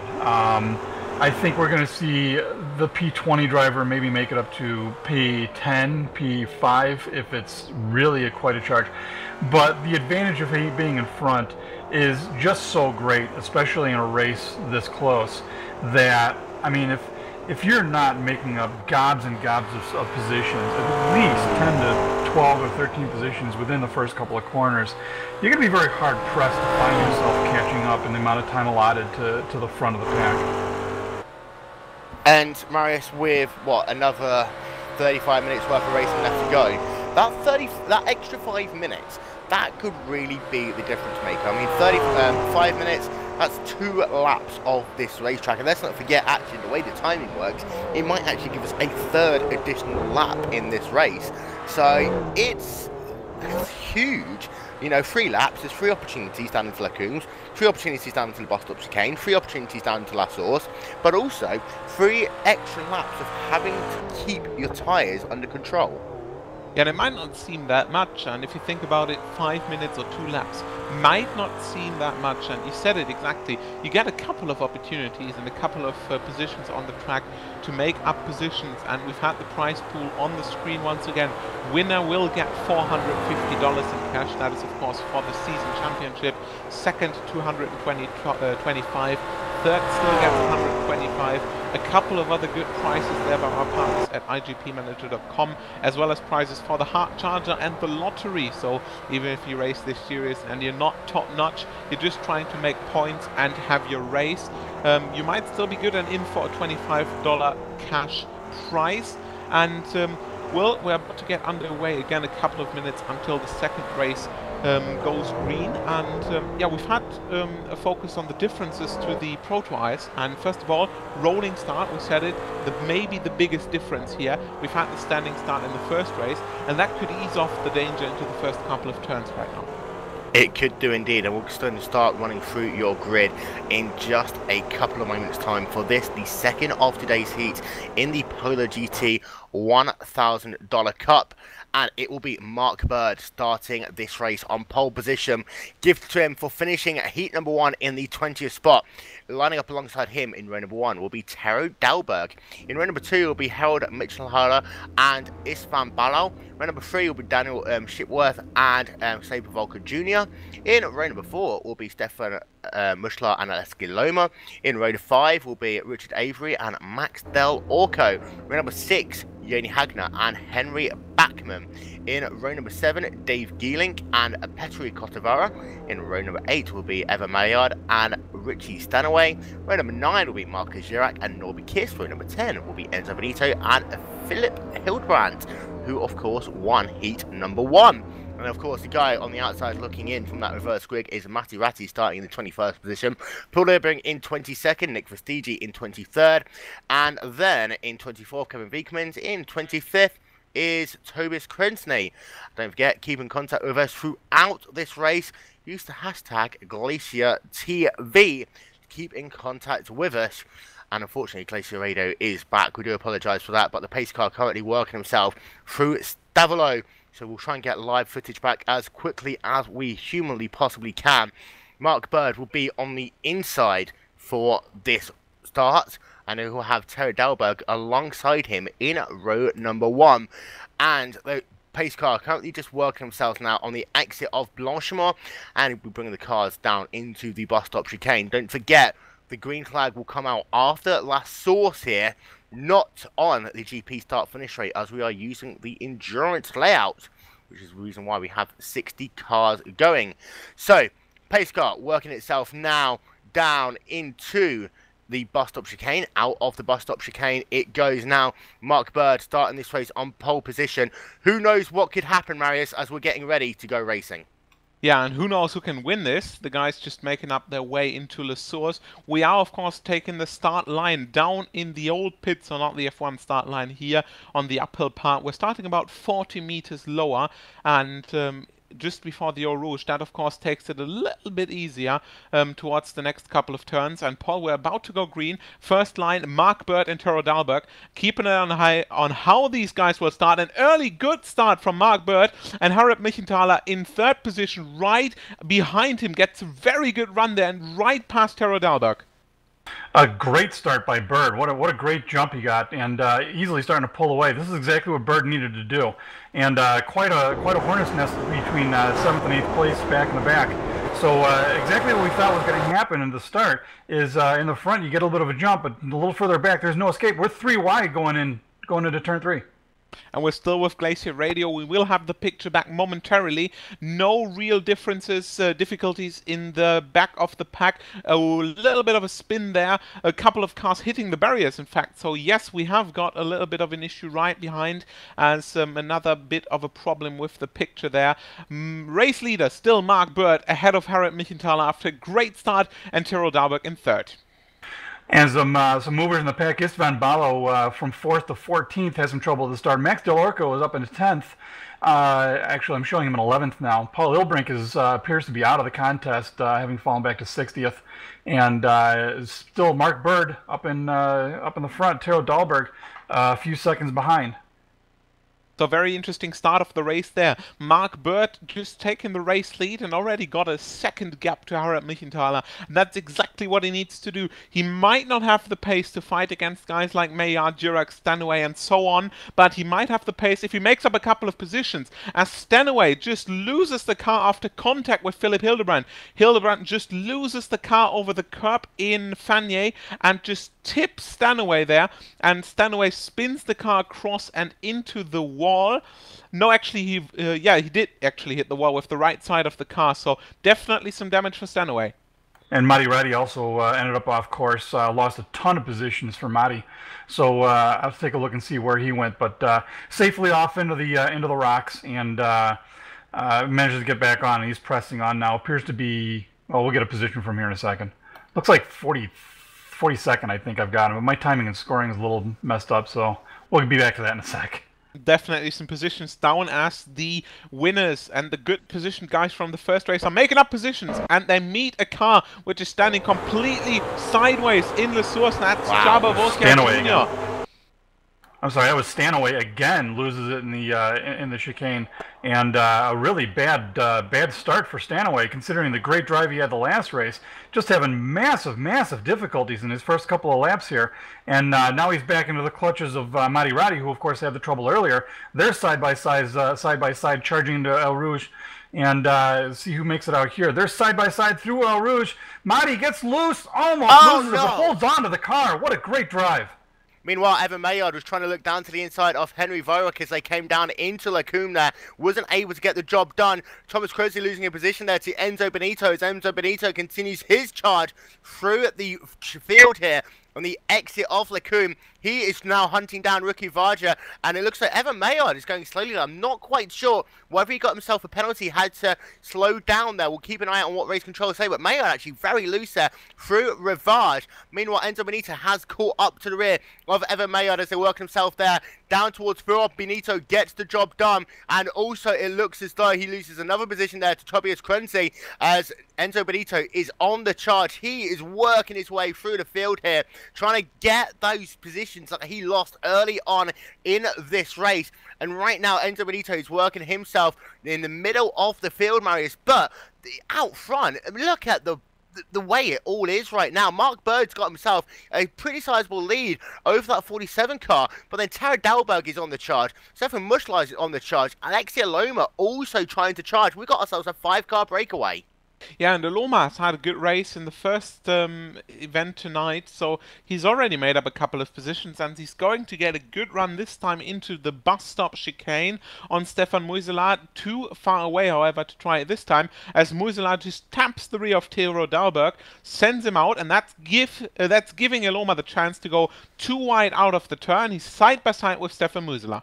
It's not going to work though down into La Source because of the fact that Aloma's on the outside line. You have that Farage Azura racing car on the outside as well. It almost became a 3-wide situation there. Tony Dalberg on the outside line. You've got yourself still 2 wides. They work themselves down into El Rouge once again past the start finish line.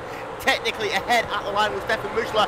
Will they stay 2 wide? And you see Dalberg thinking a little bit better over there. Falls back into line but gets a good run through riding as they work themselves now into the Kemmel Australia once again. But here comes Loma right down almost onto the grass there for Alexia Loma. He gets the job done there over Tony Dalberg. Now is he going to flick it to the left hand side? Yes he will, to try and make the move into Lacombe. He will go all the way around the outside line. A little bit of a bent rear wing there still for Alexia Loma, but he does complete the pass 2 positions in as many corners, cut right across Mushla, but Alexia Loma is now up into the 3rd position. Dalberg got knocked out there in that. Dalberg made contact and managed to spin it. He's trying to gain the track now, but a disaster for Tero Dalberg. And I tell you what, welcome back to Glacier TV. Thank you very much to Glacier Radio. We are back. But Alexia Loma now running in that 3rd position. He has got himself right now a little bit of work to do, however, to close up to your lead couple of drivers. In fact, he's in the 4th position. I do take that back. He's got himself a 2-second gap right now to Mitch Harder in the number 47 machine. And then he's got himself Mark Bird a further 1.2 seconds ahead of him. So Loma, you have to say, Marius, right now is in the catbird seat. Yeah, he is, and a good start by him, followed by a couple of good moves, and that's all it takes to put you up a couple of positions. And Mark Bird is now taking a look at the mirrors, and he's not only seeing Harald Nichenthaler, who in fact started from 3rd, made a good pass right into the Rouge, and finds himself in 2nd for the entirety of the race, but also Alexia Loma with a good start that made up a good position, and now in 3rd, as well as Joni Hartner in 5th, Dave Gehling in 6th, Petri Kotavara in 7th, and then followed by Max Del Orco, who unfortunately started in 10th, but yeah, it appears that he was the one not able to make up that many positions. Checking in on the battle for 8th, 9th, 10th, 11th, 12th positions on the racetrack. Marcus Chirac there was trying to make the move on Henry back with a couple of corners to go. Wasn't able to get the job done, but you have 4 cars charging down another 3 cars on the racetrack right now. Max Del Orco is leading the charge in this group, currently running himself in the 9th position. He has Henry Backman right behind him, and then Marcus Chirac in the 11th position. Norby Kirsch running in the 12th position, but Alexia Loma looking as though he was, oh no, Stefan Mushla into the wall there, out of La Source. I'm just trying to figure out exactly what happened. He was side by side, a little bit of a touch there from the Trenet.net car of Alexei Loma, but then Mushlover on the outside line on the curb there just got it sideways into the wall. We've seen that so often in so many cars. Mushlover is going to be way down the field there. Nicholas TG is already catching up behind him. Big damage, but as they work themselves down into Lacombe, Norby Kiss is going to go into the outside line to try and pass Marcus Girac. Will it get the job done? They're going to be 2 by 2 almost coming down into Lacombe. Kiss will get the job done there, almost, but getting held up a little bit by Henry Backman, does complete the pass. Meanwhile, Henry Backman and Max Delorco are battling for position.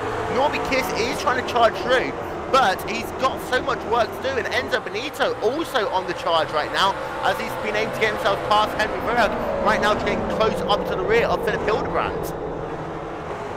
Fighting all over the track here, and we talked about this a little bit with the inverted field. We're going to see a lot of this where the faster cars are going to just pile up on top of the slower cars. We're looking at Girac right now. Looks like there's going to be a move here. Go ahead. Hildebrand's also been able to get the pass done as well, but Marcus Girac there, he actually lost a little bit of time there, and Richard Avery's been able to go past, Norby Kiss has been able to go past, and it shows you that you try and make a move, you held on the outside line, things won't work for you, but Richard Avery's going to lose a spot back there to Marcus Girac. They're going to be too wide coming out of the final chicane. Marcus Girac is going to get the job done down into Stavelite, but Norby Kiss now up into the 9th position. Henry Backman is currently running at the 8th spot right now. In 7th is Max Delorco. In 6th is Pedro Cotavara. 5th is Dave Geeling, and Yoni Hagner is in 4th. In 3rd place is Alexei Loma. But there's a huge gaggle of cars right now battling to get into the top 5. And these, having a look at the cars, you've got Petri Cotavara, Dave Geeling, Yoni Hagner, and Alexei Loma. You've got yourselves 3 black stripes all surrounding Yoni Hagner right now. And that's very interesting, because even if these guys are driving together, they might not gain as much as they need to get Mark Bird and Harald Michenthaler in front, because if they start fighting now, they will just lose too much time. And also Kevin Parrish though was able to get the job done. He moves himself now up into the 14th position, being able to get ahead of Stefan Muschleier. But we'll keep our eye out on this battle right now on the racetrack. From 3rd back, it is Alexei Loma in 3rd. In 4th, it is... in 4th is Yoni Hagner, in 5th is Dave Geeling, in 6th is Petri Cotavara. Cotavara struggling to hold on to the rear of this train right now, but Alexei Loma's got good straight line speed through Erouge Radion down into Lacombe, and Hagner's not able to do anything as Dave Geeling's now going to look down to the inside as they come down into Lacombe. He's going to be closing it, and tell you what, Alexei Loma was so slow there. Dave Geeling almost ran into the side of him, and a little bit of a tap there from Yoni Hagner onto Dave Geeling, but how slow was Alexei Loma into that braking zone, Marius? Yeah, he just lost a couple of meters there on the brake, and no surprise that Geeling almost rear-ends them there, as well as behind Geeling, Cotavara just gave his fellow countryman Yoni Hagner a little bit of a tap. And if they start fighting over and over again, they won't just lose time to the front, but they will also get the guys behind them closer and closer. Norby Kiss already catching up towards Henry Backman, Marcus Girac not far behind, and also Richard Avery together with Philip Hildebrand and Enzo Bonito not far behind. And these guys started all the way back into place 20, Bonito now into 13, Hildebrand 12, Girac 10, and Kiss all the way up into 9. So to run through your top 10 then, it is Mark Bird, your race leader, currently with a 1.2 second gap over Howard Michenthaler, but that gap is closing, is now just about a second. In 3rd is Alexei Loma, a further 2.8 seconds back. Then you've got yourself Dave Geeling in the 4th position, Yoni Hagner in the 5th spot. In 6th is still Petri Cotavara, Max Delorco a further 1.5 seconds back in the 7th position, Henry Backman in 8th. And then in 9th is Norby Kiss, and 10th is Marcus Girac. But to talk about your battle for the race lead right now, Michenthaler is putting everything that he can right now to close up to the rear of Mark Bird. A couple of tenths of a second more, and he's going to be in that draft zone, Paul. Absolutely, and this is something we were going to see here. Is you know, these guys keep fighting back there, and Bird and Michenthaler are just going to run off with it. But let me mention Mark Bird's drive. The start. Honestly, I thought the start was kind of an anomaly, but he's proving that he belongs where he is. Mark Bird just with a spirited drive here. Meanwhile, we're on board with looks like Girac, and just kind of looking to the back of Norby Kiss as he tries to run Norby down, but Norby also a man on the charge. He's in 9th place, but working hard on Bachman for 8th. Meanwhile, Dave Geeling once again is going to try and make that move on Alexi Aloma as they come down. It's going to be side-by-side action here. Geeling on the outside, Aloma on the inside as they come down into Lecum. Who's going to get the job done? Aloma on that inside line looking as though he's going to just get the job done, but he doesn't. Squeezy Dave Geeling down onto the inside curve a little bit there from the second part of the corner. Behind them, let's see what happens. It's Geeling's going to respond actually. He's not going to be side-by-side. They're going to come down into a barge. Will Geeling get the move done? They're going to be so close there, almost banging wheels. Yeah, they do bang wheels a little bit there, but Geeling moves himself up now into the third position, but also Norby Kiss was able to get past Henry Backman as that happened. Petro Cortavaro down at La Source actually tried a little bit of a bump and run on Yoni Hagner, and Girac also dived down to the inside mouse, was able to get past as well. Yeah, good move by Girac there, just late braking, kind of a dive bomb into Rivage. Also gets past Henry Backman, and that's exactly what he needs to do.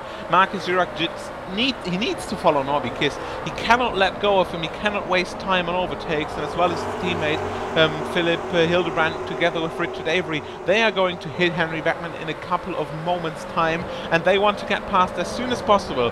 The train between Geeling, Eloma, Hartner and Kotavara is just losing too much time at the moment. Meanwhile, checking in on Dom Duhan, currently in the 21st position. He's just been able to make the move there on Nick Vestige. Down to the inside, we'll try and go Tobias Krosny as well. They're going to be two wides to come out of Stavley, and it looks as though that Steel Series car, the number 2 machine of... Oh, they touched a little bit there as Krosny goes a little bit sideways. Nick Vestige is able to keep the position, and also going past will be Ricky Vargi there. Vargi's going to try and make the move down to the inside at some point on... it looks like that's going to be Nick Vestige, very closely separated on the racetrack, but Vargi wasn't able to get the good run there through Blanchimont, so for the time being Vestige is going to be able to keep hold of what is now 19th position on the racetrack. Ahead of them you've got Enzo Benito right up behind Hildebrand as Cotavara is also trying to make the move here, and this is going to be a big battle as they work themselves down into La Source. It is Cotavara from Max DeLorco from Henry Backman, and Cotavara actually was involved in an incident there with Yoni Hagner, and he did the same thing he did the lap before now. It's kind of the good old NASCAR Bristol bump and run to get past at the source. Yeah, it just just looks like Kotavara is braking so much later. He did it at the same time, and yeah, just once again this lap, and he's just braking too much later as Dave Geeling finally finds a way past Alexi Aloma. He does, and I tell you what, Dave Geeling was able to get past that last lap, and Aloma tried to respond that last time, but this is the story right now, Paul. Harold Mitchenharder is closing up to the rear of Mark Bird. He's into that draft right now. It's 7/10 of a second, but now he's in that draft zone, he can really close up. Yeah, we're seeing Harold is really making a lot of ground on him, almost a 10th faster a lap than Bird. So this is exactly what Harold needed, was to catch that draft on a track like this. This is so critical. But what's more important is now that Harold's moving so fast, then everybody else behind may start falling behind. So it behooves Geeling and Alexi maybe to stop hashing at each other for a little bit and try and reel these two in. And Dave Geeling right now, he's driving defensively still. He's still got Alexi Aloma all over his rear bumper. And these two, if they can settle down in line, I've got a feeling they might be able to close up, as Matti Ratti is your latest retiree from the race. But Petru Kotavara is still struggling to hold on to the rear of these two. He's going to need to get past Yoni Hagner. Let's see whether or not he can try and close that gap down to these long straightaways. Norby Kiss as well is closing into this picture, closing up to the rear of Max DeLorca. We've got ourselves 20 minutes, 19 minutes left to go in this race. And things are starting to get a little bit spread out throughout the rest of the top 20 right now, but that battle for the race lead is continuing. Howard at Mitchenharder closing up to the rear of Mark Bird. That gap is now down to 0.6 of a second as they're coming down into La Source once again. And let's see if Mitchenharder can get a good run through here. He'll be able to set himself up all the way through Rouge Radio down into Lecum. Let's see what the gap is going to be as they come past start finish. Still running about 0.6 of a second.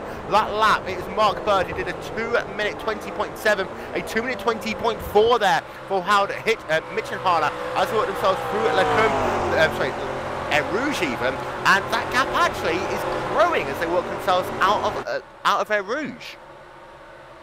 Yeah, for the moment, but I wouldn't take too much stock on that. And it looks like Dave is definitely reeling in Harold. 1.6 seconds I'm showing now is the gap.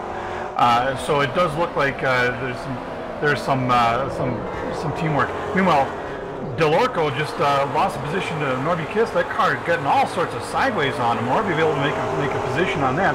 So now Norby Kiss up to 7th position. He's the man on the march. Meanwhile, Delorco now under attack from Marcus Jurek, who's seeing what's going on with Delorco's car and is just waiting for another mistake. And I tell you what, Norby Kiss is one of the biggest charges in this race so far. And let's see whether he can now close onto the rear of this train, which has got Kotavara, Aloma and Geeling involved in it. And I still have to say that if only those two decide to settle down for a little bit, Geeling and Aloma will be able to close up. And that is the case because Dave Geeling is saving up a huge amount of time right now out of the lead that Howard Mitchenharder has in that 2nd position. Mitchenharder now into that dirty air and Mark Bird. He's not been able to gain anything this last lap, but Dave Geeling now just 1.4 seconds behind as they work themselves now out of Stavro. And Geeling's been also been able to pull out now an 0.8 of a second gap over Alexei Aloma. And it shows Paul, as soon as Geeling was able to get that little bit of clean air, he could go right on the charge. And that gap is now, say, just 1.2 seconds on the racetrack. Well, and Geeling being able to get that open air, 2:19.970 for the last lap. So you can definitely see, once he's got a little bit of clear track to work with, he's wickedly fast. As a point of contention, Norby Kiss also 2:19.565. Of course, he's in a little bit of traffic now too. But with that last breakaway, he was also a fast car on the track. So these two are definitely putting them down and are rapidly catching up. But the story of the day is definitely Geeling, who's reeling in Harold at a remarkable pace. Meanwhile, Michenthaler is not being able to make much more ground up on Bird. Got to about a half a second behind and kind of stalled out. So here comes Dave and Alexei and the rest of the field. So I think in another lap or two, we're going to see some serious knife fighting going on towards the front. Oh, Mitchenharder goes very wide there. He's going to just avoid the wall. There's also a car who's also actually just hit the wall there. But Mitchenharder getting himself a slowdown penalty, we think there. Having to get off the gas. In fact, he's really off the gas now. This is going to allow Dave Geeling to get very close as they come down into Lacombe. And now we have a battle on our hands because you've got Dave Geeling hunting down Howard Mitchenharder, and Mitchenharder was so loose there on the exit of Radion that he almost slammed into the outside retaining wall, which also serves as pit exit on this layout. 15 minutes left to go in this race, and the battle is on because Alexei Aloma is still keeping in touch with Dave Geeling as well. So Dave Geeling struggles to get past Howard Mitchenharder in, I'd say, the next half a lap. Aloma will be right there behind him. You've got Petru Kotavara also joining the fray as well, and Yoni Hagner isn't too far behind, with Norby Kiss also starting to charge down. So right now, you can argue there's 7 people involved in this battle as Max Delorco is out of the race. Delorco spun the car, and he was having some trouble with the car before. He had spun and had made contact with Jurek. Got loose. It looks like, I think it was in Paul Franchard, but anyway, made heavy contact with Jurek. That car is all deranged, so spun it again in the next turn. Jurek appears to be pressing on, I believe, but he's back in 11th now. No telling how much damage he has in this car. Geeling down to the inside now. They're going to try and go too wide through Blanchemont. This never works, but Geeling going to try and get the job done. They're going to have to go onto the brakes now. Will Geeling get the pass done? Pushes the 47 car out of the way a little bit there. The 47 with a little bit of a retaliatory bump there to Dave Geeling. That was very close between those two drivers. Howard Mitchenharder would not be impressed by that. The important thing is, however, Dave Geeling is now up into the 2nd position on the racetrack. And I have to say, Paul, that was very close. And Geeling caught the bump actually as they worked themselves through Blanchemont, and he did almost there. He just actually came across Mitchenharder and was very lucky there that Mitchenharder didn't spin out the race. Aloma just got wide. He just spun it out, almost spun it, managed to save it, but he loses gobs of positions there. So Alexei Aloma from 4th to 6th, and maybe further back at this point. He slots back into, I think it's going to be 6th. Yeah. But yeah, disaster for Aloma. So he's got a lot of ground to make it down. Back on the charge, he's going to try and go past Yoni Hagner on the outside line. He's going to have the draft working in his favour as well as they work themselves down the Kemmel straightaway, so he will get the job done there. He will be back into 5th position, Hagner back down into the 6th spot, but Hagner retaliating as they come down into the corner. Hagner not able to get the job done, however, and ahead of them, Petru Kotavara now is trying his hardest to get past Mitchenharder, who goes wide there on the exit of Lacombe, and I wouldn't be surprised if Mitchenharder has a little bit of damage to the left front of that race car. We're going to have a look on that, and we'll try and get a decent camera angle to have a look as they work themselves now down that run into Fulham. And as a quick update, while we're watching this whole thing, Dave Geelink now within a half a second of Mark Bird. Mark Bird starting to sweat his own action, but the fight definitely 3rd through 6th or 7th here, and you know, we're just watching these guys just go tooth and nail all the way through here. Looks like they finally got a little bit of a chance to breathe here, and this gives Mitzenhaller a chance to try and reel Geelink back in. But we've seen a lot of speed from Geelink, so this is going to be quite a challenge for him to do that.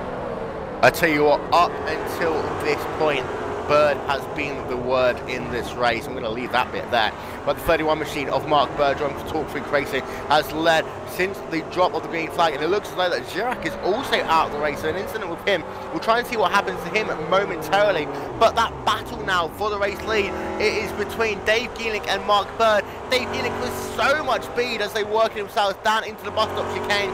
This is your battle for the race lead. Geelink's not going to try. He is going to actually try and go side by side down into the bus stop chicane. If he can get a good run here, he'll be able to get the chance to perhaps get himself set up out of that source, work himself down into Lacombe's. Let's see what happens as we've got ourselves 11 minutes and 45 seconds worth of racing left to go.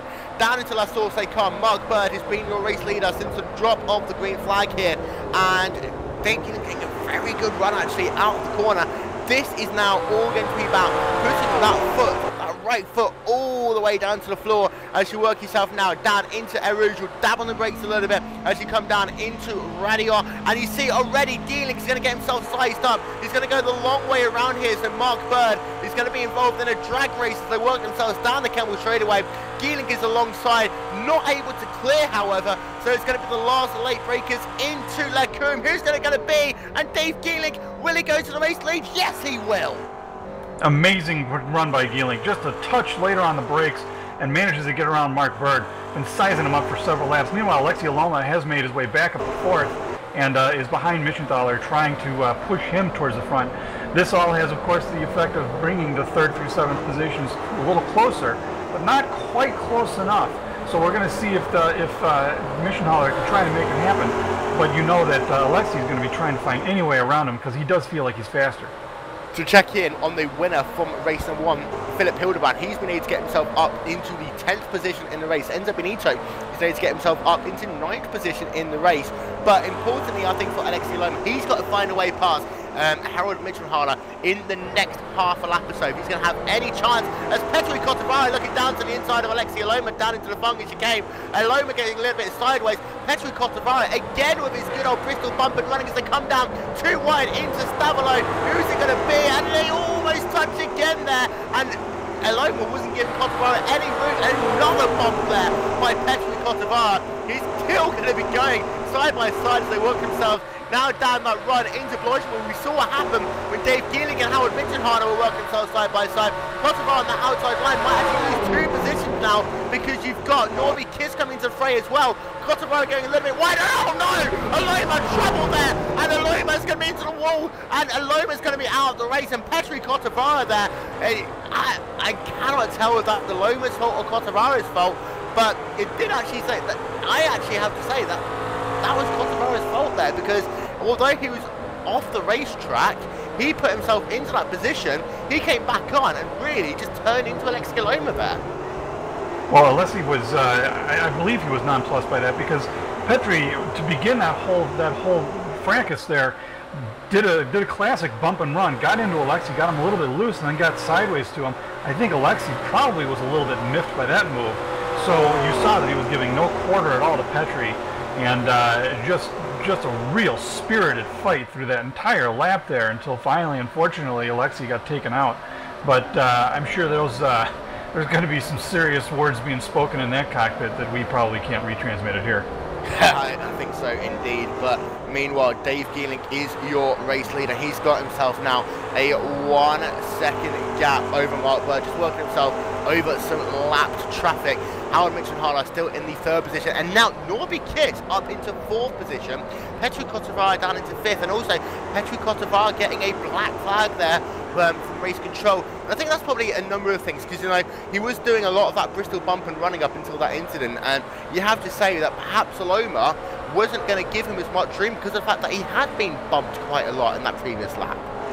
Well, we've been seeing that. We saw a lot of very, very aggressive driving from Petri off camera. I've been watching it, and you know, the incident we saw was just the head, but that had been going on for several laps, and Petri just showing some frustration there, and Alexei, I think, finally just got angry with it, and maybe got a little too close, but it was Petri's job to stay out of there and give him enough racing room, and I don't think he did. So I think race control might be on the right track here with this. You know, it's unfortunate for Petri. I know he's very competitive, great driver, and you know, taking nothing away from him, but these cars being this close and this tight of racing, this is something you're going to see. Meanwhile, we're looking at Norby Kisses all over Mittenthaler. And he's going to make a try on the inside here. Norby Kiss doesn't quite have it, but he might get him off the acceleration out of the chicane. Now getting into La Source, they're side by side. Mittenthaler does have the position. Norby Kiss is much faster. I tell you what, a huge pack though with Enzo Benito. He's going to try and work down the inside of Philip Hildebrandt. This is going to be very, very close because you've got Petri Cottovaro involved in this as well, and Henry Bachmann. They're going to be so close, a huge gaggle of cars there as they work themselves out of La Source, and Hildebrandt was able there to get past Enzo Benito to move Hildebrandt back in front. This is going to be vital for the championship, but also Norby Kiss now up into the 3rd position and Mittenthaler down into the 4th spot.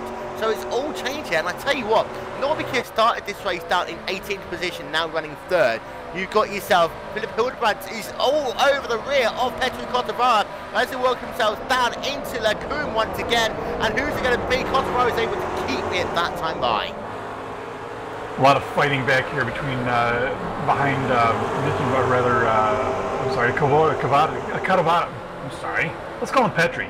We'll go with that later. But you can tell he's stacking up the guys behind him. So I think actually the cars behind him are faster, but obviously, you know, he's in front. So trying to make that pass. And we've got a car on the wall there. Henry Virak into the wall, out of the, it looks like he was in the 16th position.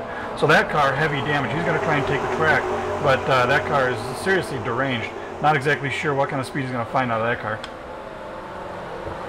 So, we've got ourselves, what, 5 minutes worth of racing left to go, and it is still all going on. And meanwhile, Hildebrandt, oh, we've got another crash on the racetrack. Enzo Benito is spun there down at the Fonga chicane, and this was while he was working side by side. He tried to go down the inside of Philip Hildebrandt. The two came together. Hildebrandt was able to get going, and Enzo Benito, he spun it. He's going to lose himself so many positions.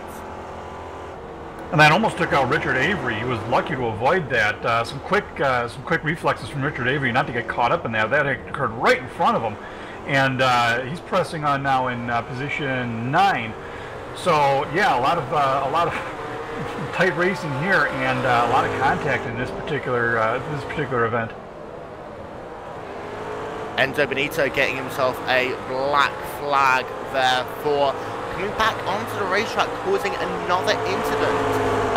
So difficulties there for Enzo Benito. Meanwhile, Hildebrandt continues his charge as he's trying to work right now on Petri Cottovaro. He goes sideways, managing to keep it together, but this will allow Hildebrandt to get a good run as they work themselves down into the source one more time. Hildebrandt to the outside. Who's it going to be? And Hildebrandt is not quite going to be able to get the job done there.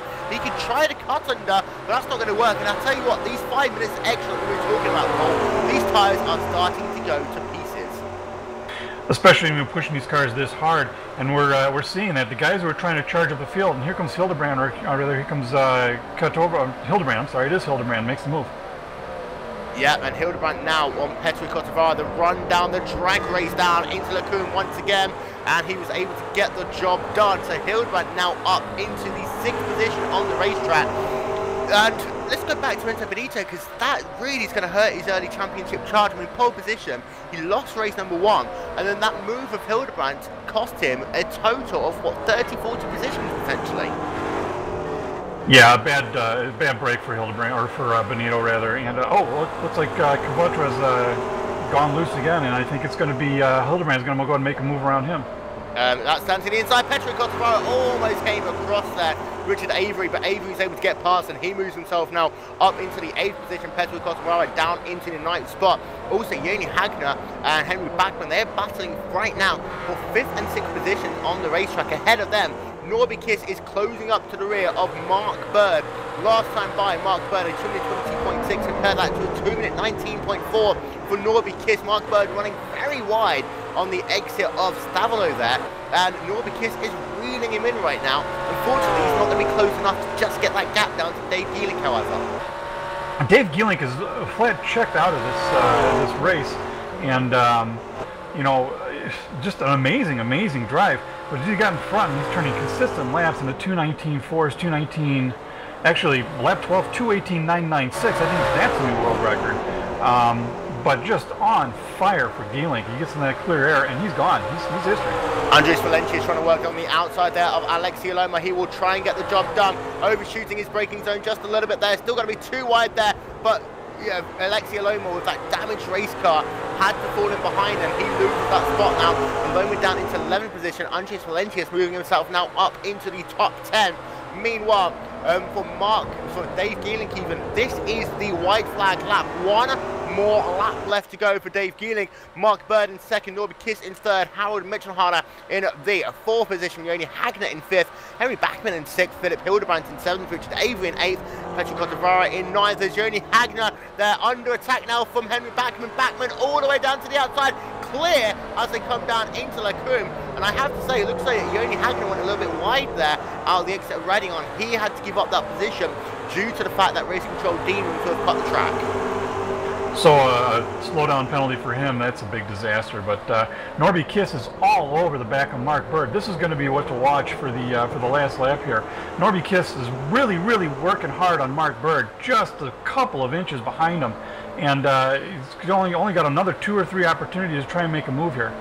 I tell you what, it's actually going to be very close whether Dave Geelink gets to the start-finish line before the time elapses. Literally, the flag man is going to be waiting, and it's going to be so close. But meanwhile, Norby Kiss looking out to the outside as they come down into the Funky chicane. He's staying side by side there. They touch a little bit. Norby Kiss still going in it, however. And I tell you what, he almost had the right line. The two did come together a little bit now. He's going to try the outside line into Stavolo as well. And this will be more to try and do the cut-in though. He will try and set himself up now. A good run on the exit of Stavolo number 2. And Mark Bird going a little bit wide there, keeping it inside the confines of the racetrack this time, because Race Control will be very angry if he goes wide and keeps his position. But Norby Kiss now, as they come down into Blanchimont, is he going to try and stick it down the inside? No, he doesn't. He thinks better of it, but really now just about 2 opportunities left to go. We're keeping an eye on the time. We're keeping an eye on Dave Geelink as they're working themselves down into the Mustang chicane. Norby Kiss to the outside, able to get the job done to move himself up into second position. The last of all of the last breakers. Dave Geelink working himself, however, down into La Source for the final time. And it is time going to be elapsed now. So Dave Geelink locks out there, because I tell you what, Norby Kiss would have been in a huge charge at last lap. But Dave Geelink is going to take victory in heat number 2 of the PolarGT $1,000 Cup. Norby Kiss will come home in the second position. Mark Bird will come home in third. And Harold Mitchelhardt will come home fourth. Yoni Hagner in the 6th position. Of course, Henry Backman was able to get past that last lap. I have to say though, Dave Geelink won the race, but Norby Kiss up into second. Well, yeah, I tell you what, man, you know, that is the guy to watch. What an amazing drive. I mean, Geelink, obviously Geelink got in front, he just left. But Norby Kiss, the entire race, just fighting. And, you know, just an amazing run by Norby. And it definitely shows. I mean, for point of reference, the man started in 18th and up into second. And I really do think if we had another maybe 10 minutes, Norby may possibly have been able to reel in Geelink. But a masterful drive towards the end there, especially to get by Mark Bird. What an incredible pass. We're going to have to calm it down for a moment, I think. But, however, we are at the end of the race, and we've got just waiting for a couple of drivers to come past the start finish line. We had a total of 33 drivers finish on the lead lap. Anthony Rosselli is the last of them, currently working himself out of La Source for the final time. So he will be the last guy to come past the start finish line on the 33rd position even there for Anthony Rosselli. So he comes home 31st even, because some drivers running out of fuel in the last lap. Ito Vanakagas and Scott Bircher, they ran out of fuel on the final lap of this race. So Paul, I'm going to give you the honour for once. run through your top 10. All right. So race winner Dave Gehling finishes in 35 minutes and 76 thousandths of a second. Tells you how close we were to getting another lap here. So just barely. Norby Kiss in second after a masterful drive from 18th. Mark Bird in third held on from the pole, which he held on to the front of the race for a significant portion of time. A very good drive by Mark Bird. You know, unfortunately, towards the end of the race, the faster guys just ran him down. Harold Michenthal holds on for fourth. Henry Bachmann in fifth. Joni Hagner in sixth. Philippe Hildebrand in seventh after an eventful drive for him. Petri Kodovara. Okay, Kodovara. There we go. Got it. In eighth. Richard Avery ninth. Andreas Valenteus in 10th, Kevin Parrish 11th, Alexei Aloma in 12th after a bit of a disaster towards the last couple of laps there. Dom Duan in 13th, Timo even in 14th, James Cullen in 15th, Riku Vare in 16th, Tobias Sharney in 17th, Stefan Misalar in 16th, correction 18th, Nick Versteege in 19th, and Tapani Leon Luoto in 20th. The rest of this position is on your screen. And Will, one thing that is different from the second race from the first race, we saw a lot more aggression in this race, and race control definitely had a lot of work to do for this one. Indeed, yes, and there's still so much to be sorted out as well. A number of incidents are under further review, so keep an eye out on GlacierTV.com for more information as that progresses. We're going to start chatting to a couple of drivers. Let's start first by talking to Dom Duhan. And Dom, the last time I was talking to you, you're talking to me as team manager for Team Redline. Today, you're talking to me as a driver, coming home 13th in heat number 2, so well done. Thanks, man. That was pretty epic, actually, considering where I started. And a lot of action, so really pleased to finish the race for a start, unlike race 1. Indeed, you started this race in the 49th position, pretty much guaranteed to be our hard charger, getting 36 places in this race. Take us through it, because that was just totally insane. Yeah, I mean, there's so much going down. Obviously, there's a couple of big incidents, which I think the first one at Eau Rouge, I managed to get a slither right between two cars, and I don't think I got any damage, but I'd like to use that as an excuse in future. But managed to hunt down some more guys, and you know, there were a few mistakes in front of me, but it was fully on it. And then coming towards the end of the stint, Timu was all over me, but we both kind of were in fuel saving mode. So yeah, really pleased with this finish. Very pleased to see Richie perform awesomely in round 1, and unlucky to Christian, who seemed to have a disco when he was right behind me in that race too. Yeah, and how is it, you know, you're a team manager but also racing in a race? I have to deal with this sometimes on the IndyCar, but you know, when you've got your teammates battling for positions either with you or with other drivers, you know, how do you keep the control of your drivers on the racetrack while still trying to go through all these positions? Well, to be honest, we should be a bit more pro and use TeamSpeak. We don't even do that, to be honest. So we just go out there and before we race, we just say this is what we're doing strategy-wise, and just make sure we don't run each other off the road. If one of my teammates is faster than me, I'm obviously going to let him pass, and I expect the guys would as well. Though we do like hard racing, so certainly if that comes about. So no multi-21s then?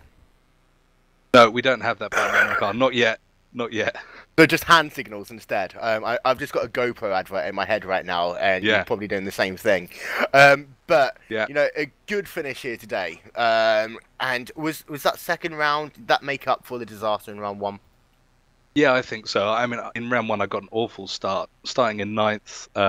Thought I could make good headway. I had really good race pace, and then obviously there was a good old incident, Eau Rouge, the car killer. But round 2, really pleased to get something out of it, to be honest. And of course, the next time that we're all going to be together for this fun and games that we call PolarGT will be in 2 weeks' time. Are you looking forward to that? Absolutely. This is some of the best racing I've had in my illustrious 15-year career of sim racing. So keep up the good work. Cheers. Well, congratulations not only to yourself but also to all of Team Redline as well. That was Dom Duhan, and now we're going to hand it over to Paul Jenkins. He's going to chat to the winner of race number 1, Mr. Phil Hildebrandt. Oh, hey. Greetings, Phil. Very good run for you there in the second spot, the second race there. Run us through the start. Yeah, the start from the first race was pretty good. I mean, I had a jump on Enzo, but yeah, he blocked me right up to the Camel Street straight at the end. I don't know how the first corner there is called. And then I had to lay back a bit and stay behind him because the front tires were pretty much were staying close to the other, and yeah. And then I saw that his rear tires, get worse at the end, or at the middle of the first race, and so I could, attack him again and had a good pass around him. We had the too wide around 2 corners, and it was pretty nice.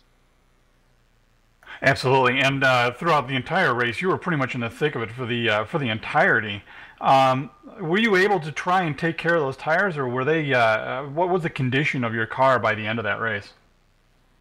And the first race, I tried to be tire saving at the beginning because I saw I couldn't pass him really quickly.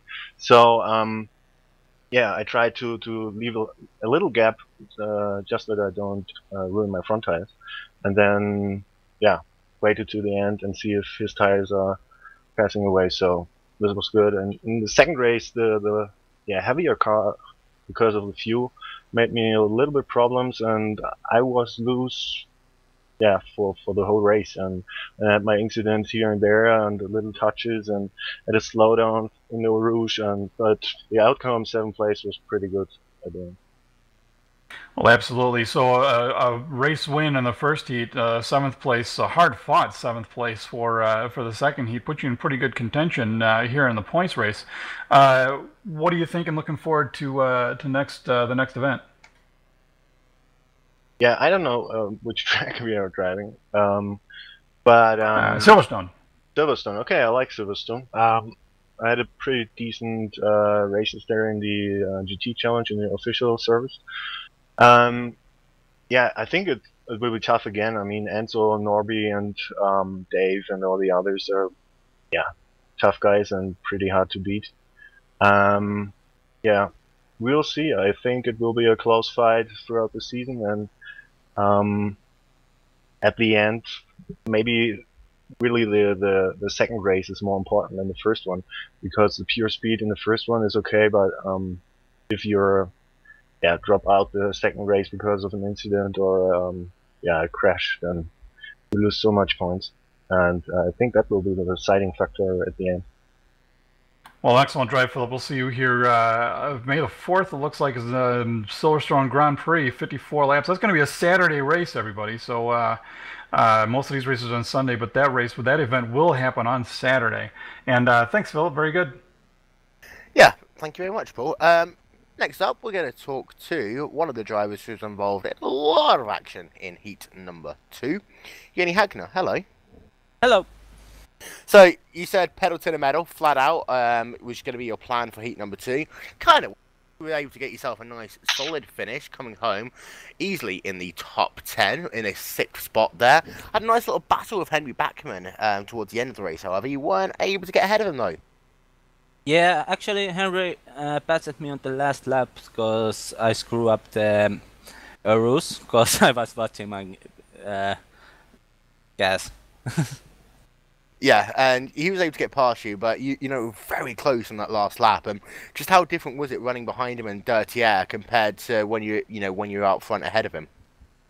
Well, because the draft is quite strong, so you don't like lose anything driving behind someone. So it was full attack on the last lap.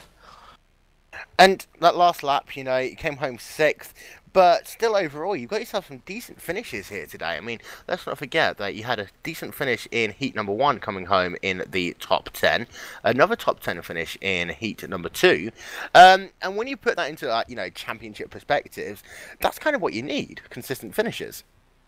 Yeah, I don't actually thinking about the championship that much, so I will get the bad weeks, and I just want to enjoy the racing. Well, you have enjoyed the racing so far in the PolarGT $1,000 Cup, so congratulations. 2 top 10 finishes in 2 outings. That was Joni Hagner, and I'm going to hand it back over to Paul, who will be with a Petteri Kotovara. And Petteri Kotovara, hey, how you doing, buddy? 8th place finish here in the second heat. And again, you were also had a pretty interesting mid-race, getting into a couple of shunts there. Notably, I believe it was Alexia Loma, and you had quite a spirited battle there towards the second half. Take us through a part of that. Oh yeah, the hard racing part. What can I say? It all started when I made a little dive bomb for the turn 1, and it was quite. I couldn't keep my line at the turn 1 exit, so hitting Alexi a little bit to the sidepod and getting through. That was a little bit dirty from me, and then there was other battle after that, and somehow my brakes locked up to the bus stop, and Alexi made awesome move again for me. But then I retook the position. No. I tried to retook the position for the turn 1, but it didn't work.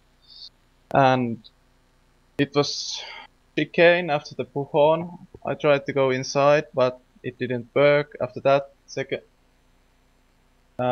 couple next corners side by side, coming from the Stavelot. Yeah. I think it's Stavelot, and I thought I had the run from the outside, but Alexi had more speed, and Norby was pushing him, and we went to the left, fast left-hander, Alexi inside, me outside. I wanted to go outside to make the move, and I was on the curb, and I didn't give the position to Alex, so I just rejoined to the track, and there was too little room for me and Alexi, and we touched. And with Norby Cross, or rather Norby Kiss being right there behind you guys, obviously you had to give some thought to that too. But some very, very spirited driving, excellent show to be sure. But what are your feelings going on to Silverstone here on Saturday the 4th? Silverstone, I don't think it's that good for racing with the McLaren, but aiming for the Heat 2, it should be good, and I hope to get some laps under the car, so pace would be close to top 10 or something like that. Okay, very good. We'll see you next week then. Thanks and great racing. Well, yeah, thank you. Yeah, and next up, we're going to have a quick chat with Alexi Loma. Don't forget, Alexi, that you are live, therefore, please no swearing. However, you've had an interesting race today. Interesting 2 races, even. Well, the first race was boring, but the second one was pretty good. Yeah. Yeah, second race is pretty good. He got himself into a big battle with Petteri Kotovara.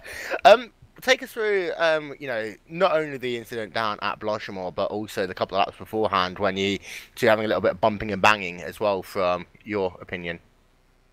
Well, he dive bombed me in the turn 1, La Source, so the last corner in this configuration. But anyway, well, I went off the track and lost some positions, but managed to get it back, and then had some boys have added style on the TP straight away, and then, well, on the Blanchimont we went side by side, and he went off the track and wrecked me on the straightaway, and yeah, he went off the track and rejoined the track and wrecked me. And after that, some serious damage to your race car. You fell down the field quite a bit. How difficult was that car to drive afterwards? Well, it was surprisingly easy. It was handful, but surprisingly the aero damage wasn't too bad. So it was pretty fast on the straight and had enough downforce, but some campers, so those were pretty messed up. And I know that you leave Spa with a bitter taste in your mouth, but when we go over to Silverstone in 13 days' time, you're going to hope for a better showing? Well, we will see. We will see indeed. Alexia Loma, a difficult finish, finishing in the 12th position at the end of heat number 2. Going to hand it back over to Paul Jenkins, and he is stood by with Jarno Matikainen. Jarno, an incredible day for you. Started in 59th, ended up in 24th. You look at the results, kind of a disappointing day for you, but a lot of hard work to get where you were. Take us through that, the first half of the race where you were way back there. Well, really nothing happened. Just tried to manage the car and stay safe. Nothing really happened. And how did you feel about the car as the race went on? Obviously, a little bit more fuel. Were you able to take care of the tires? And how was the car towards the end of the race? A lot of more loose than at start, but at the end it felt a little bit better. And Silverstone next week. How do you feel about racing there? You looking forward to it? It's not next week. It's the week after. Sorry, not the week after. I think that's what I've been telling you. May 4th. So maybe I'll just stick to that. Hey, on the May 4th, we're going to Silverstone, which of course is a Friday, ladies and gentlemen, or Saturday. Oh, good God, Will, you want to take over? All right, let me try that again. This is why I don't allow other people to do interviews. Hey, I've been. Hi, hey Jarno, you finished in 24th. What are you going to do now? Wait and test for Silverstone and hope I'm fast, but that isn't really my favorite track, so I hate actually that track, so. Tell us like you know it. All right, very good. So, Jarno, okay, very good. Hard charger of the day, pretty much, 59th to 24th. A great job, and looking forward to seeing you next week, buddy. Where's Liam Jenkins not next when I week. want him? Where's Liam Jenkins when I need him? Oh yeah, You got it. I was on Sim Fairway. But just to let you know also, Paul, that he didn't get the hard charger award either. No, I didn't, because of first race. Yeah, Norby Kids got the it's- hard charger award. See, this is why I do Yeah. color. For the I second failed on race, anyway. first race. Little bit. Yeah. On turn 1. Paul, go and take a cold shower. I'm going to have a chat with Marcus Chirac, teach everyone how it's done. But Marcus, congratulations. Welcome to the GlacierTV booth. You've had yourself a pretty interesting race today. Take us through it. Yeah, it was pretty interesting. First heat was very nice. Fourth place was quite more than I'd expected. Had a nice race with Norby. Had a little mistake out of Lecombe, and he was able to pass me. So I finished fourth. It was, well, as I said, pretty way more than I expected. Then the second race started, and I kept the race very clean. I had no contacts or anything, and went up to 9th, and it looked very nice. Then I had this little come together with Max, and this put me out of the race. My car was totally damaged. I had to pit in order not to get the black flag, and this put me way back to 36th place, I think. So first heat was very nice, second wasn't at all, and now, yeah, I'll see what the season brings. See what the season brings. I mean, that 34th place in heat number 2 kind of wasn't what you're after a very strong finish in heat number 1. Is that something that you're going to sit down and review, you know, next time out at Silverstone? Because, of course, you're going to expect yourself a decent finish in heat number 1. Is that just something that you're going to have to work with, navigating around traffic with cars that might be, you know, second and a half lap slower than you? Sorry, I didn't understand the question correctly. Here we go.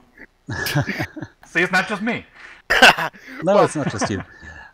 Yeah, well, it was a racing incident with Max. It was nothing he's to blame for. He lost the car, and then he touched me when he tried to get out of the way. That is one thing that happens in racing, and it's nothing to blame him for. And well, I hope the rest of the season is getting better, and results reflect more the speed that I obviously have. I'm really surprised. I thought I would be in a top 15, top 20, and was really surprising to see me up there in the top 5. Well, good luck for Silverstone. We'll see you in 13 days' time, which is on a Saturday, Paul. So we'll see you out at Silverstone in 13 days' time. 2 weeks. So disappointing 34th place there in heat number 2 for Marcus Chirac. Very quickly, we'd like to give a big shout out to Mark Cormington. He's had a very difficult day. In heat number 1, he was able to charge himself into the top 25 before a small mistake put him right back down the field. And then in heat number 2, a huge incident in Air Rouge cost him the chance to go about making up some ground. He's also the coolest guy to wear top hat that I know, so big shout out to my good friend Mark. Also to Mark Bird. Unfortunately, we've not been able to get an interview with him because I'm going to say he lost his voice, but really enjoyed that second race. Congratulations to him as well. Really one of the dark horses into heat number 2. Started on pole position, of course, in that Talk Freak Racing number 31 car. Able to get himself a podium finish there by finishing in 3rd position in that number 31 car. And unfortunately, that is now that point where we have to say farewell, auf Wiedersehen, see you next week, au revoir. Of course, in 2 weeks' time, we'll be heading over to Silverstone, so into Northamptonshire in the British Isles, for what will be one of the fastest races of the year. Silverstone will be 54 drivers, and it will also take place on a Saturday, due to the fact that we also have our engagement with the Neo Endurance Series, which takes place on the Sunday. So we'll be here in 13 days' time. Again, 30 minutes worth of racing for heat number 1, 35 minutes worth of racing with that 20-car inverted field for heat number 2. The rolling start works so well here at Spa. At Silverstone, you've got yourself some very fast corners to start the lap off. Cross corner, also then into Maggots, Beckett's. You don't actually really stamp on the brakes until you almost get yourself down into Club Corner halfway through the lap. So it's going to make very interesting racing. Before that, I'd like to say thank you to our partners for this broadcast. First of all, iRacing, iRacing.com, the world's most realistic racing simulator even. For more information, go to iRacing.com, where you can also get yourself some special discounts on your first couple of months memberships. Also, we'd like to say thank you to iGPManager.com, presenting sponsor of the PolarGT $1,000 Cup, and also to our friends at ETV as well. For more information, go to ETV website. One of the best guys at broadcasting, for example, over racing, especially in the NASCAR series. I'd like to continue our partnership with ETV over the coming weeks and months. Well, it leaves it time for me to say goodbye from Will Vincent, goodbye from that blabbering idiot, Paul Jenkins. Marius Conenbeck's already gone to eat some food or something, I don't know. So we'll say goodbye to him as well. Yona Backman doing all the camera work, a big shout out to him. We do apologise one more time for the incidents that caused us to miss the opening lap in both heats number 1 and 2. We'll see if we can piece something together over the coming days.